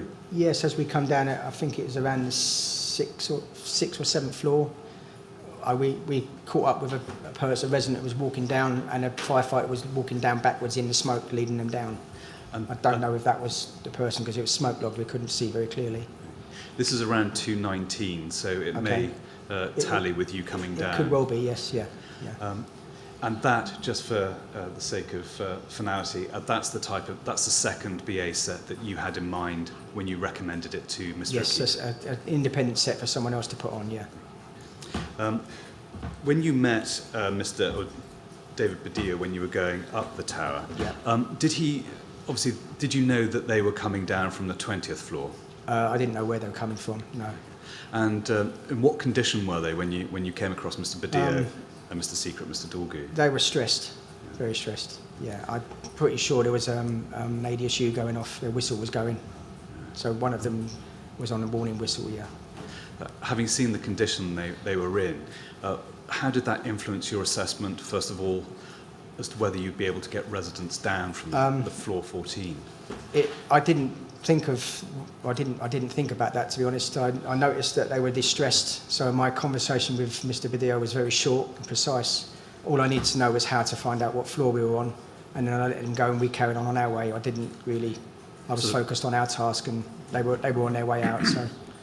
One final question, Mr. Murphy, thank you, is that in flat 113, obviously there were 3 adult males.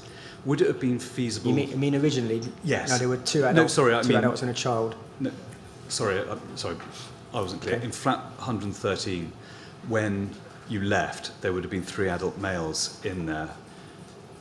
3 adult males. Al-Hajali brothers. There would have been 4 adult males. 4. There would have been Mr. Murphy from flat 111, the 2 brothers from 112, and the gentleman from 113, which is 4 adult males, yes. And 3 young, I should have been more precise, 3 younger males. Excluding Mr. Murphy. Yes, they would have been younger, yes. Would it have been feasible to have asked them to help the task of bringing down the other occupants of flat 113? What would have been the difficulties? I wasn't prepared to take anybody into that stairwell with the smoke conditions. I don't mean to be or to upset anyone, but if I'd taken anyone down, it would have led them to a very early death. It wasn't safe. Mr. Murphy, those are all the questions I have for you today. And I conclude by saying many thanks for coming along and contributing so valuable to the inquiry. You're welcome. Yes, thank you very much indeed, Mr. Murphy. It's really helpful to have your description of conditions at different points in the building when you were there. So that's very good. Thank you very much You're indeed. welcome. Thank you. Right, would you like to go to the usher, please? So, thank you. There will need to be a rearrangement of the domestic furniture. Right. And so might I ask you to rise briefly so that those changes can be made, and then once we're back, I'd call Mr. Cornelius. Yes, well, no doubt the usher can tell me as soon as you're ready to resume. Thank you, sir. Thank you.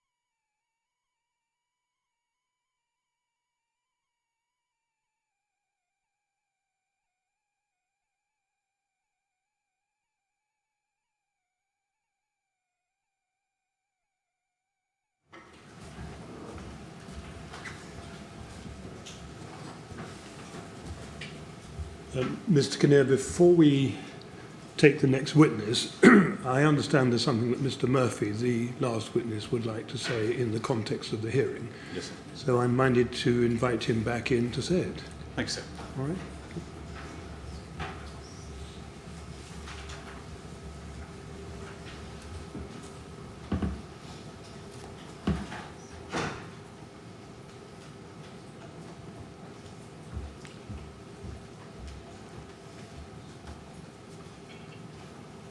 Now, Mr. Murphy, I understand there's something you'd like to say before you leave the hearing. Yes, there is, yes.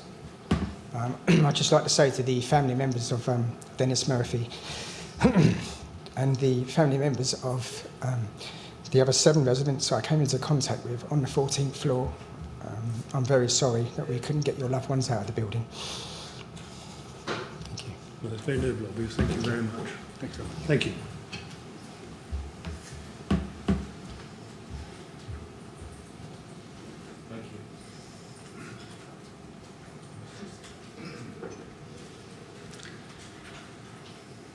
Now, Mr. Kinnear, who's our next witness? So, with your permission, might I call Mr. Cornelius?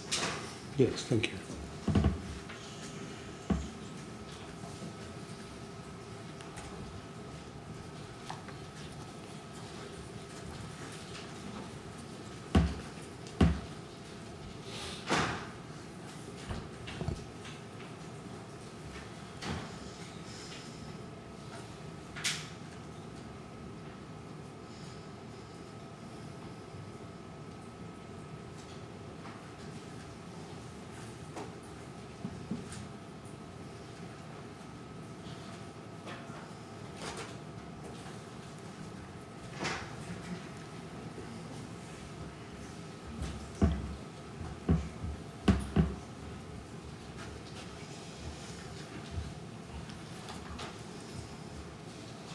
Please repeat after me.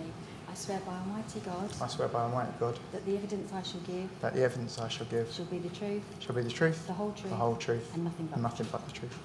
Thank you. Thank you very much, Mr. Cornelius. Would you like to sit down and make yourself comfortable? Yes, Mr. Kinnear. Good morning. First of all, would you please confirm your name for the record? It's Charles Cornelius. Mr. Cornelius, thank you very much for coming along to give evidence today. It's much appreciated. You'll see in front of you there's a blue folder. If you turn over the first tab, hopefully you'll find your police statement, which is dated the 4th of December of last year. Is that right? That's correct. And if you turn over again, hopefully you'll find your contemporaneous note. Correct. And if you turn over again, hopefully you'll find the exhibit to your police statement, which is a plan of the tower and its immediate surroundings. Is that right? That's right, that's there. And have you read those documents recently? I have. And do you confirm their contents are true? I do. And you're content for those documents to stand as your evidence to the inquiry? Yes. Mr. Cornelius, as I've said to the other witnesses, if at any time you require a break, please do say so. It's not a problem. Perhaps most importantly, if I ask a really unclear question, please say so, and I'll try to correct that. Okay. Now, before we start, could we cover a couple of basic matters? First of all, am I right that at the time of the fire, you were a firefighter based at Kensington? That's correct. And that how long have you been a firefighter? It's about 10 years now. And the call sign of the appliance that you were on at the night was Golf 331, is that right? Golf 331, yeah. And I think on the night you worked with firefighter Murphy, I did. who was your BA partner, Correct. and your watch manager was watch manager O'Keefe, Correct. and he was the watch manager who deployed you to FAT 111. That's right. Now, the LFB's records indicate that you mobilised at 0055, you were mobile at 0056, and that you're on the scene at 0108. Does that sound about right to you? Yeah, it sounds about right to me. Also, based on the LFB records, they indicate that in relation to your BA wear, your SDBA was disconnected from the appliance at 0128. Does that sound about right? Sounds about right. And tallied out at the Bridgehead at 0151. Is that about right? I'd say so. Now, for those of us who aren't familiar with firefighting, in particular the tasks you carried out on the evening, the 20 minutes difference between arrival at 01 and 08 and the disconnect of the SDBA from the appliance at 0128, was that the time you were operating the covering jet with firefighter Murphy? I believe that would be right, yes. And the next difference of 23 minutes or so between the disconnect of the BA and tallying out at 0151, that was you making your way from the appliance through the lobby to the Bridgehead. Correct. Thank you. The first topic I'd like to discuss with you today, Mr. Cornelius, is the external firefighting. Now, the first question is, were you told to aim the jet only below the window or above the window? We were told at the time to aim the jet below the window. Now, as before, if I can just give a trigger warning, I'm going to ask Paul to put up the Bisbee compilation again. Yes. So if anyone would not want to see scenes of the initial fire, then perhaps this is the time that they should leave. Yes, well, no one seems to wish to leave, so on you go. Paul, if you wouldn't mind playing the compilation.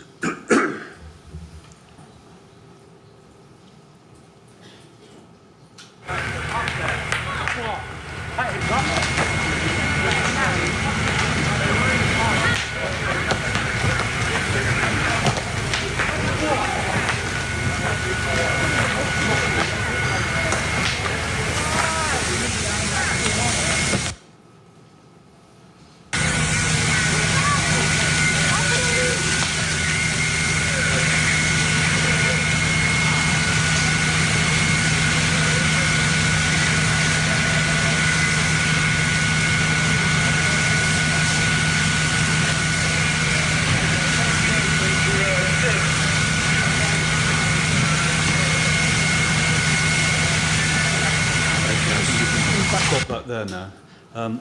First question, Mr. Cornelius. Was that the covering jet you were operating with Mr. Murphy? I would say it looks like it, yeah.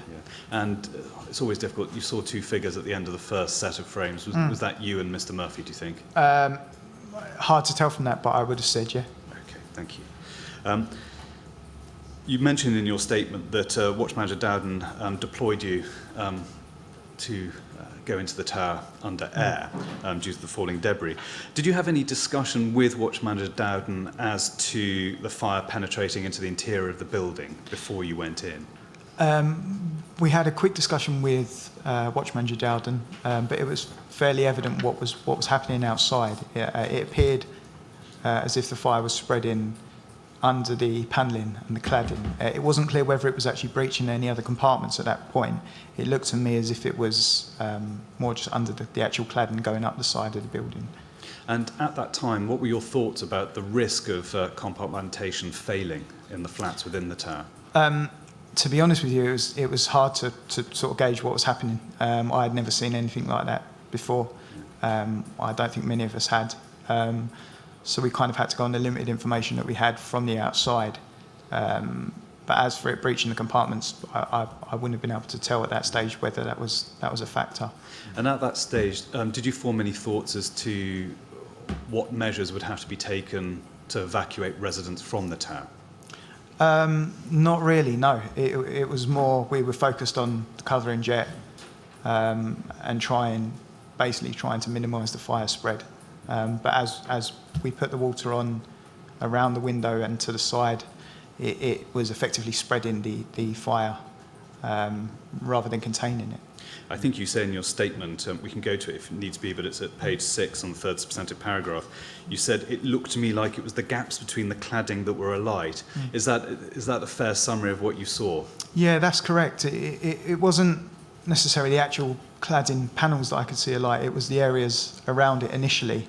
And as it developed, it seemed that the areas around it or whatever was behind the panels were falling off, sort of melting and dropping down to where me and firefighter Murphy were standing on the jet. In your witness statement, you say again at the bottom of the third substantive paragraph at page 6, you say this. From outside, you could see that the firefighters inside had no idea of what was going on, presumably on the outside. What was it that they didn't know that they should have known? I mean, yeah, as for not knowing, it may have been communicated via radio what's happening. But I would imagine from my experience, not many people would have expected the fire spread to be happening as quickly or in the way it was. from inside the building. I certainly wouldn't have expected that if I was in there.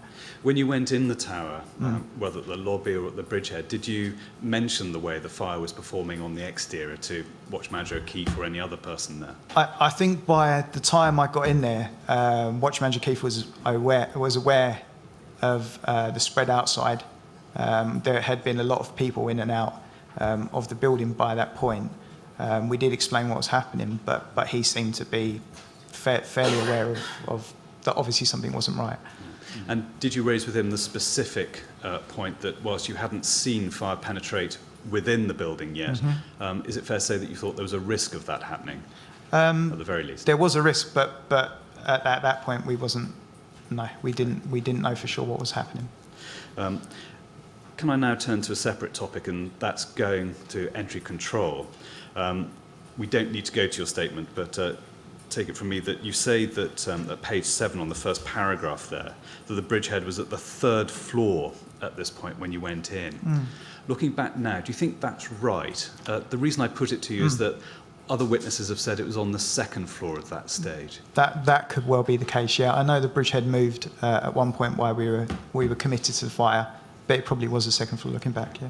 And can you remember whether you saw a female watch manager with Watch Manager O'Keefe at the Bridgehead when you were deployed? I didn't at that time, no. Now, could I next turn to the instructions you were given just before you were deployed? And if I could ask you to turn up page 7 of your witness statement. And it's really the 3rd paragraph on that page. It will come up on the screen, and the bits you need is highlighted. Thank you. As a general rule of thumb, Mr. Cornelius, Paul's very quick at bringing up the magnified part, so it's always easier to look at the screen. And you see there in your statement, you say, we were briefed by Watch Manager O'Keefe about a fire survival guidance call at 14th floor, flat 111. One gentleman on his own. We then went through the normal procedure by repeating the brief to him so that he would know that we understood what we were doing before we went to the entry control officer to give him our tally. Now, first things first, were you told expressly by Watch Manager O'Keefe to search and rescue? I don't remember the words search and rescue, but we were told it was a fire survival guidance call.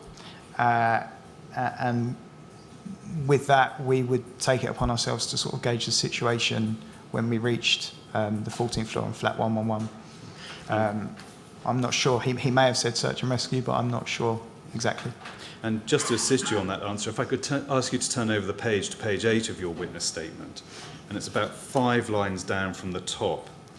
You say this: my understanding of an FSG call is when someone that is trapped in a fire calls the control will be on the phone with the individuals and gives the person advice while the control mobilises an appliance to go and rescue the individual. So, put bluntly, you saw rescue as being part and parcel of the job. Is that a fair summary? It is, yeah. If we thought that was a feasible option, then yes. At the time you were receiving your instructions from Watch Manager O'Keefe, did he tell you anything further about other occupants of other flats on flat 14? No, at that time it was one gentleman in flat 111. That was all we had to go on. Okay. So there were no details, I take from that, of what the conditions were like in flat 111? No. And you had no details of the condition of the occupant of flat 111 either? No.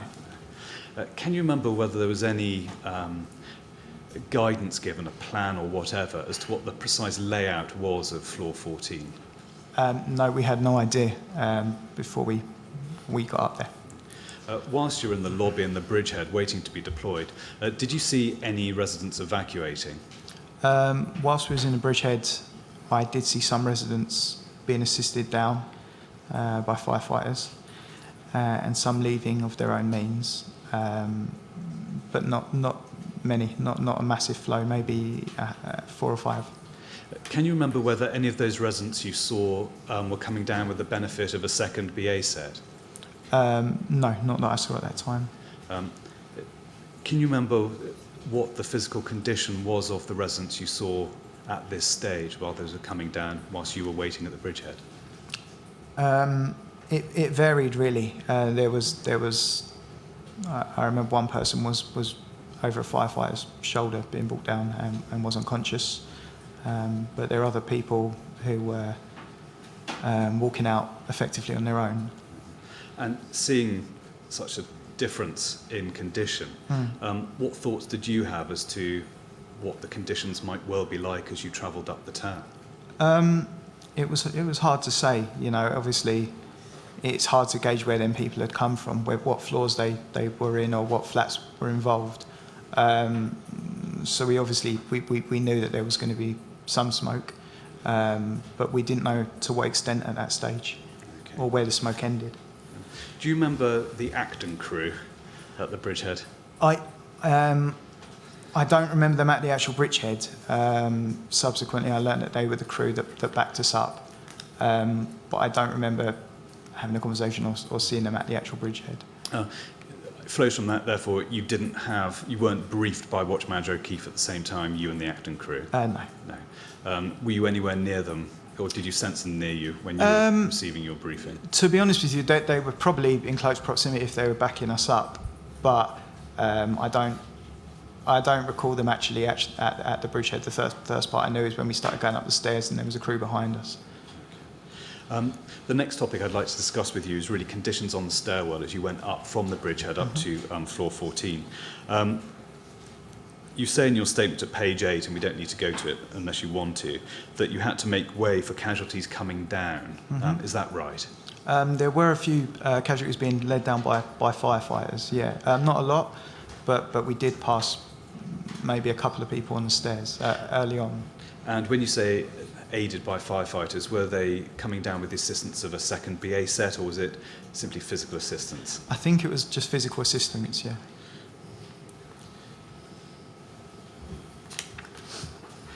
Now, as you were going up, Mr. Murphy said that you met Dave Badillo. Do you remember that?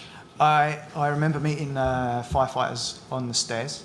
I didn't know at the time that was Dave, but learned afterwards that it was. Can you remember, did they say anything to you about what they'd experienced? Yeah, so it's very hard to hear in a BA set clearly what's happening. I know that Firefighter Murphy and Dave were having a conversation, and I think that was with regards to Dave passing them information about how you could see what floor you're on, because it turned out if you sort of covered up the light and shined your torch on the wall, you could just about tell the floor number that you were on. So I think it was more him passing that information on. So from that point, we could tell which floor we were on. Can you remember Mr. Badillo saying that they'd come down from the 20th floor? I don't recall that, no. And having seen Mr. Badillo and the other firefighters, what was their condition when you saw them, when you encountered them on the stairs? Again, it's very hard to say with someone with a BA set on. It's hard enough to sort of see their face, and with the actual smoke that was in the stairwell, it was kind of hard to gauge anything, to be totally honest with you. It'd be useful again for those who aren't experienced in firefighting. What kit? You've got the BA set on, you've got that on your shoulders. What do you have on your head? So you wear a face mask. I had a comms Barry, it's called a comms set on. So that has an earpiece and a part that sits on the top of your head. Obviously you have a helmet as well on top of that, and there's a flash hood in between them. So you do lose quite a lot of your senses, and hearing is quite impaired. Now you mentioned there you had your radio. As you went up the stairwell, did you have effective radio communications with the Bridgehead or indeed entry control? I did not, no. I did try fairly early on going up the stairs to contact the Bridgehead via my radio on my BA set, and I also tried via my handheld radio, they were on different channels, and I didn't get anything. Why did you need to contact them as you were going up? I just wanted to inform them of our progress and what we could see to build up a bit of a better picture at the Bridgehead of what conditions were like on the stairwell. Did you have a mobile phone with you? I didn't, unfortunately, not that night, no. Did anyone else on the crew have a mobile phone with them? I don't think Firefighter Murphy did either. I'm not sure about the rest of the crew. To what extent are radio communications an issue when you're fighting high-rise fires in concrete buildings? Or fires in high-rise concrete buildings, I should say. Yeah, I mean, obviously it's paramount to have effective communications. I hadn't experienced that level of difficulty before with the comms. They haven't always been perfect. It can be hard sometimes to pick up what people are saying, and sometimes they don't work. Can you remember at which floor you were at when you ceased to have radio communications? I'm not sure. It wasn't, maybe, I would say probably around the 7th, 8th floor.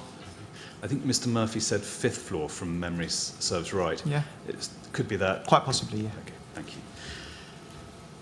Mr. Cornelius, I'd now like to turn to when you get to floor 14 itself. Was the lobby area clearer than the stairwell? It was, yeah. The lobby area to the flats was a lot clearer than the stairs, yes.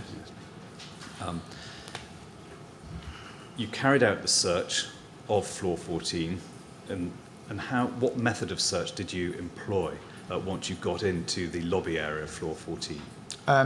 So before we went through the door to the lobby area, we carried out door procedure, which is a fairly standard procedure in the brigade to check conditions inside that area.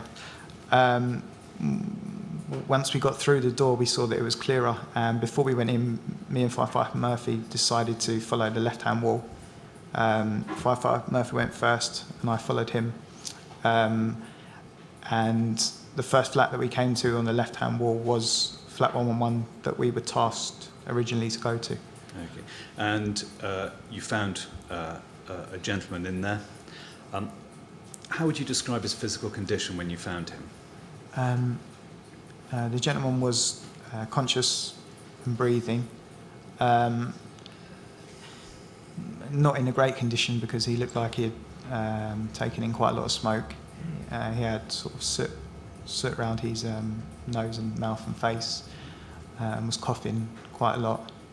As soon as we saw the gentleman, we brought him out into the clearer air from his flat because the flat was more smoky than the lobby. And that's when I conducted a search of his flat because I misheard him and thought he said that he had kids inside, which transpired to be his keys. Okay. And given his condition, given the smoke conditions in the lobby and the stairwell, would you have been able to get him down with the air that you had left in your BA set, in your opinion? No, definitely not. No. And why do you say that? It would have been hard enough for anybody to get down 14 flights of stairs in the smoke. I mean, the smoke was really thick and you couldn't see your hand in front of your face. So, let alone somebody who had already taken in a fair amount of smoke and wasn't in the best of health. That was why we decided that wasn't a good course of action at that time. You found Mr. Murphy. What happened next? So I went in, conducted a search of the rest of his flat quickly. I couldn't see anybody else. I came back out and confirmed that there was no kids inside. We then, once I come back out the flat, there are a few more residents that started to emerge into the lobby area. And we were trying to reassure them basically and gauge what flats they had come from.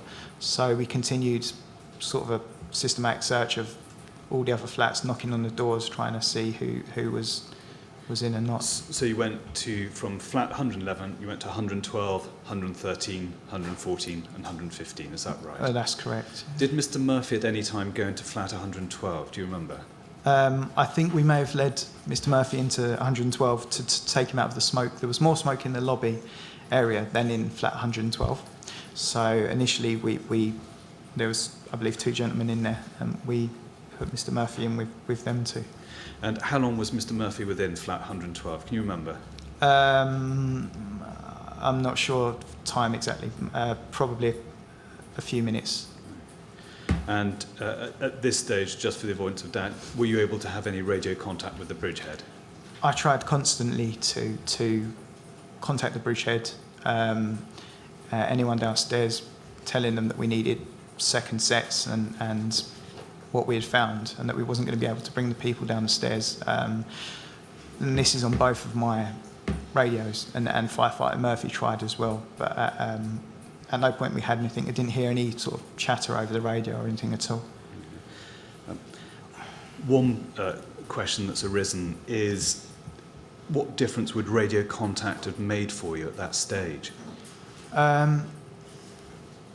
For me, that it was a big factor. It would have given me confidence in what I was telling the people, that we could send another crew of firefighters up, or more crews, multiple crews with second sets. That to me would have been a key element in saving them, if you like. Could I ask you to turn to page 10 of your witness statement? And Mr. Cornelius, if any time you want a break or anything, just do shout. Don't worry. Thanks. Now, the second paragraph on that page, you say this. It's probably easier if I read it out. Our decision to leave the 8 people in flat 113 was because of the conditions in the stairwell, where there was thick black smoke. If any of them inhaled the smoke, that individual would not last long and pass out. I don't think leading 8 people down to the ground floor is an option, because they can't hold their breath for that long. It's just leading them to their death and may have led to more bodies in the stairwell blocking the way. The better option was to leave them at flat 113, where there was clean air, and to stay with the crew that came to assist while we go and get another crew to come up and help them, and hoping that the fire would be contained in the compartment and conditions get better while more help will get to them. Now, first of all, Mr. Murphy said it was his decision. What's your memory of how the decision was made? I believe that to be correct, yeah. We had a quick discussion, but it was firefighter Murphy's idea, and I said, yeah, I think that sounds good. And can you remember, I realise it's difficult a year or so after the event, and lawyers ask these questions, but can you remember the precise words or the gist of the words that Mr. Murphy used? I would just be surmising if I was to say that I knew the exact words, but I know flat 113 was mentioned, and it looked like the best option at the time. I take from that there was no discussion with the Acton crew about that decision. There may well have been, but not that I remember. Okay. Given what you'd seen about conditions in the lobby and in the flats on floor 14, did you consider that if the floor was already smoke compromised, that conditions would improve, stay the same, or deteriorate? It was hard. It was really hard to sort of judge at the time. The lobby did have smoking, but light smoke. Mr. Murphy's flat contained more smoke than the lobby area, so it seemed to us that flat 113 was clear, was clean air, and that was going to be a much better option than leading the people into the stairwell. And was your decision based solely on your assessment of smoke conditions, or was it also informed by the amount of air you had left in your BA sets? I mean, I factored both things into it, but for me, the option of leading the people down the stairs, that wasn't available to me. It wouldn't have been a viable option at that point. So really, it was smoke. And in the extract from your witness statement, which I quoted, you mentioned that you could go down and get another crew to come and help the occupants of flat 113. You don't say it there, but you've adverted to it in your evidence earlier on. Would you expect that fresh crew to be carrying secondary BA sets with them? If that's the information that we passed over, which it was, yeah, I would have said that would have been a massive benefit to them and aiding the people down the stairs. Now, how long were you in flat 113 before you left to go back down the stairwell? Not very long. I was more in the lobby area than in the actual flat, just checking that we had got everyone that we could into the flat.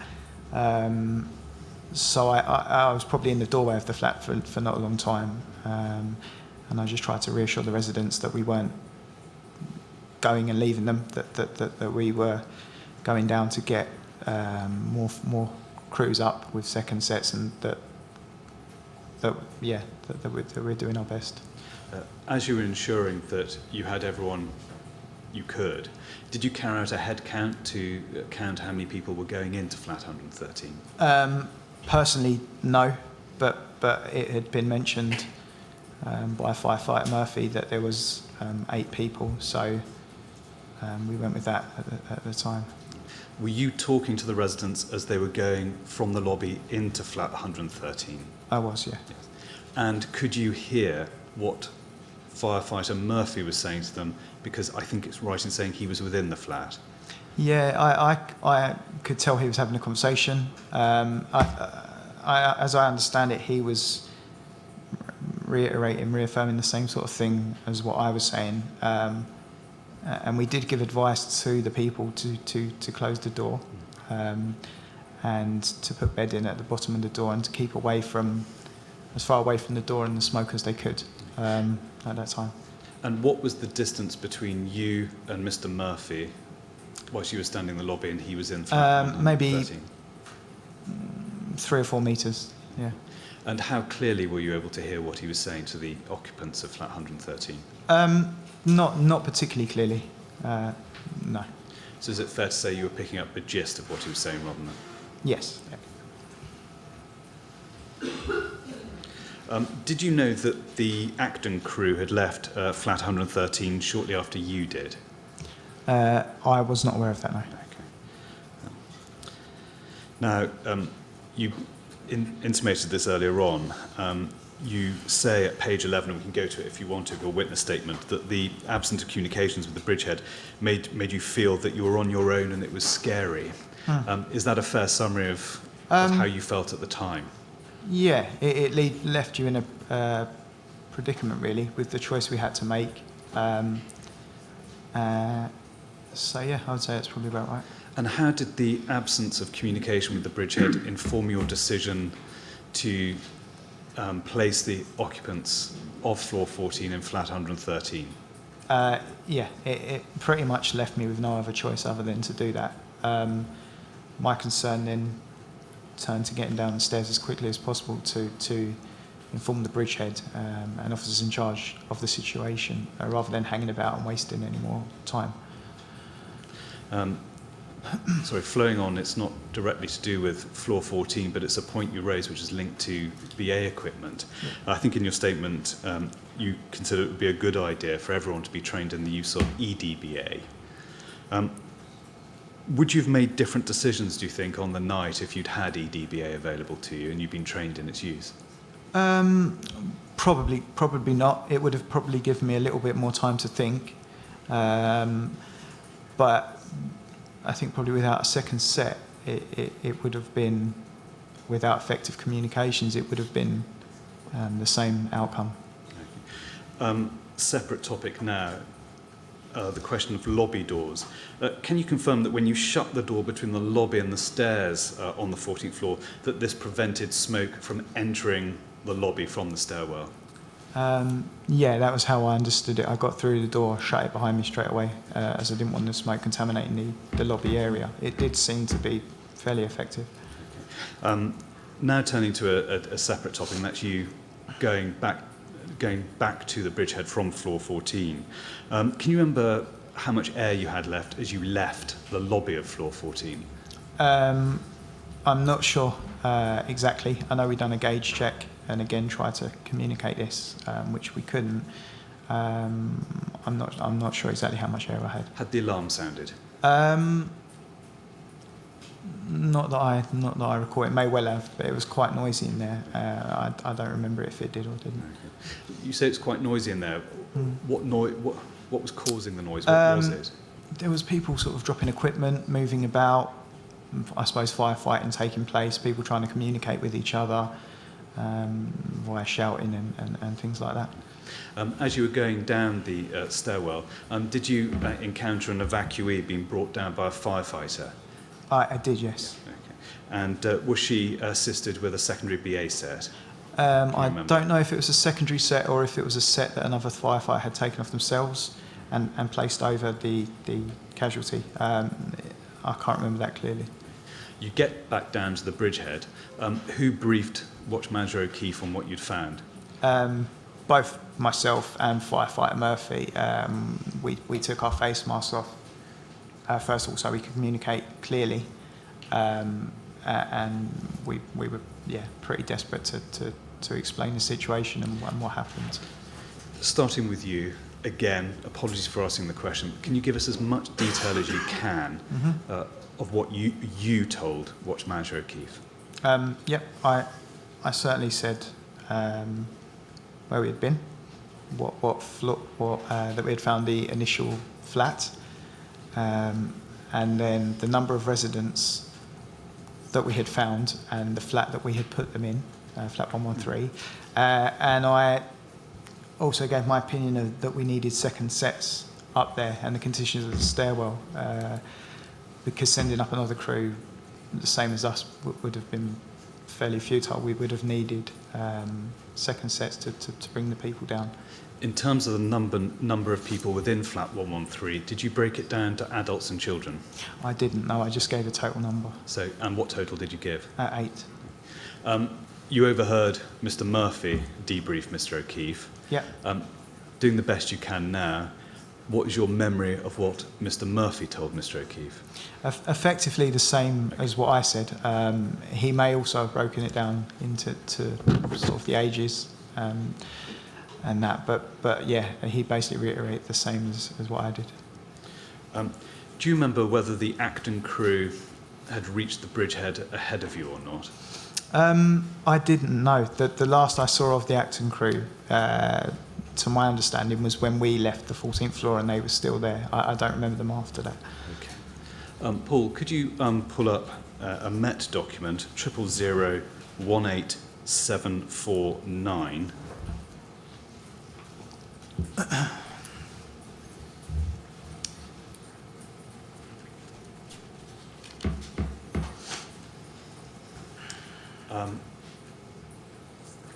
Do you agree that this is a forward information board?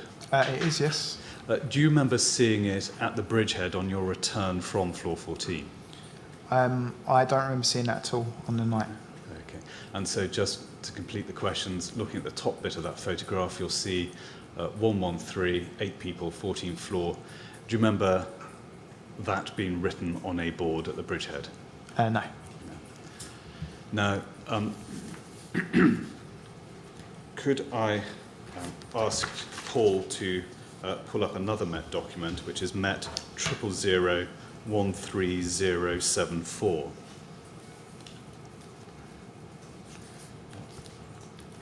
Mr. Cornelius, do you recognise that photo? I do. I was shown that by the Metropolitan Police in my interview. What does it, first of all, is it a wall at the Bridgehead, is that right? I believe so. And you'll see in the bottom right quarter, there appears to be written 113, 8 people, 14th floor. Do you recognise the handwriting? I thought that it possibly is my handwriting, which I said to the police, but I couldn't say 100% whether that was myself that wrote it or possibly somebody else at the Bridgehead or entry control officer. So I guessed it could have been me, but I'm not 100% on it. Taking a step back, do Sorry, you remember... Forgive me, Ruth. You don't need to take the baby out, really. You don't need to take him out. All right. Taking the step back, do you remember writing anything on a wall at the Bridgehead after you'd come down from floor 14? Not with any real certainty, no. Okay. Is it something you'd likely to have done? Possibly. I mean, there is a chance. It looked like my handwriting, but there was quite a lot going on at that point, and we were just trying to communicate where the people were and what happened to as many people as possible. So I may well have, but I can't remember clearly. Were you aware of what happened, what steps were taken by Mr. O'Keefe on receiving the information from you, Mr. Murphy, to send fresh crews up to flat 113? I wasn't. There was a lot going on at that point, and we had sort of explained the situation to as many people as possible. We also explained it to a station manager who was at the Bridgehead, who I don't know his name. But after that, we decided to move out of the way and leave the building. We need to sort of get outside and get some fresh air. When you spoke to the station manager, did you pass on to him the same information you'd passed to Watch Manager O'Keefe? I did exactly the same, yeah. And was it you or Mr. Murphy or the pair of you? Both of us. Were you made aware later in the night as to what had happened to the people within flat 113? No. And when did you first become aware of what had happened? I had sort of heard conflicting information a few weeks or months later, but I never really fully got to know what happened afterwards. There's a final question for you, Mr. Cornelius. Thank you for your patience thus far. Paul, could I ask you to put up document MET 578, I think it's _1.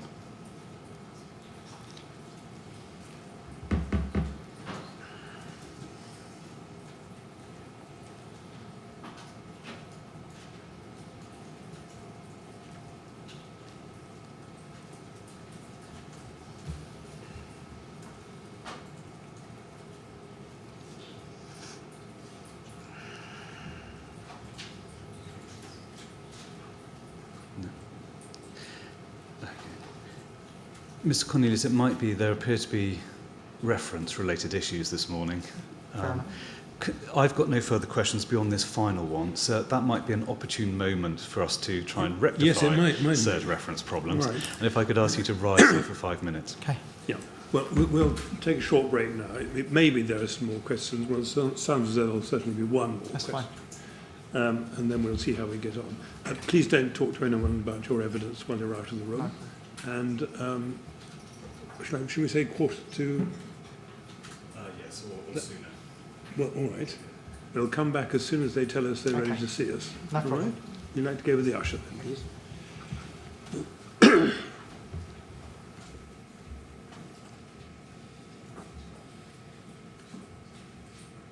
Right, well, I'll rise now for long enough to sort out whatever problems there are and for you to consider further questions. Thanks, sir. And perhaps you get the usher to come and tell me when you're ready. Will do, sir. Thank you. Thank you.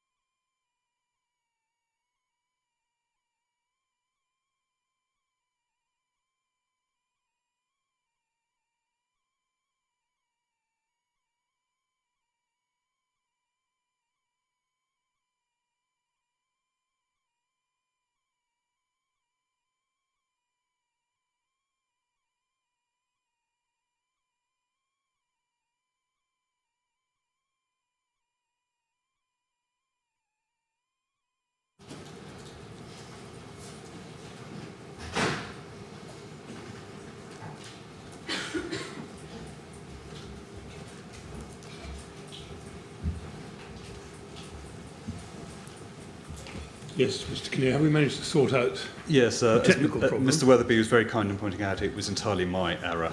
And I'm sure he enjoyed that. he didn't disguise his pleasure. Thank you very much. Thank you. Well done, anyway, thank you.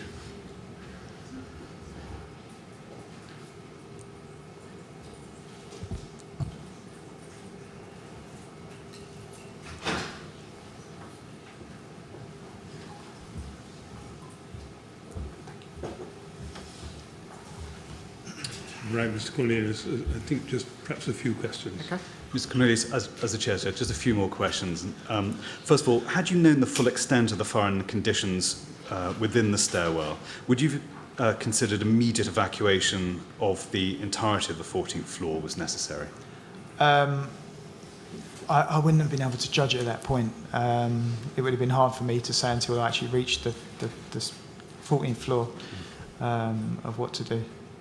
Were there any occasions when you were deployed on in relation to FSGs where automatically you'd have taken a second set of BA with you? No, never. Why is that? It just wasn't the brigade policy for us to automatically take a second set. Okay. Now, with some hesitation about my grip on references, Paul, could I ask you to pull up Met document 5788_1?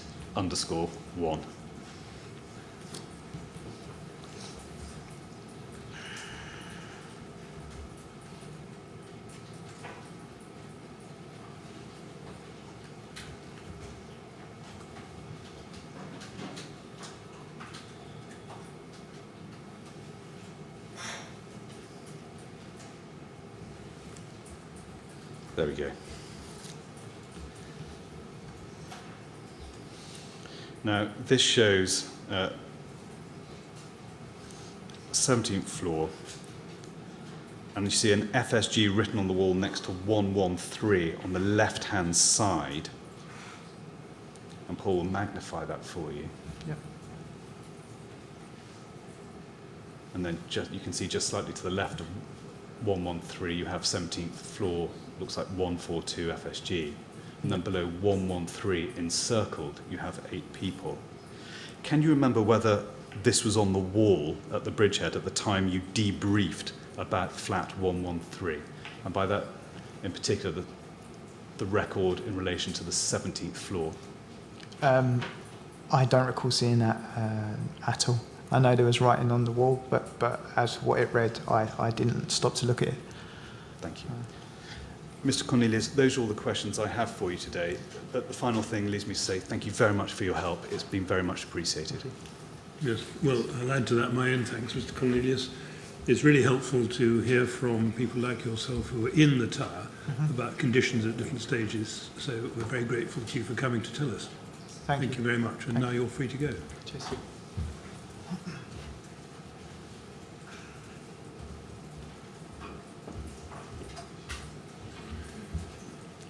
Well, Mr. Kinnear, Sir, what I was minded to do was to ask you to rise now and then for us to return, say, at 10 to 2, if that's possible. yes. And then to commit and then to start with Mr. Herrera.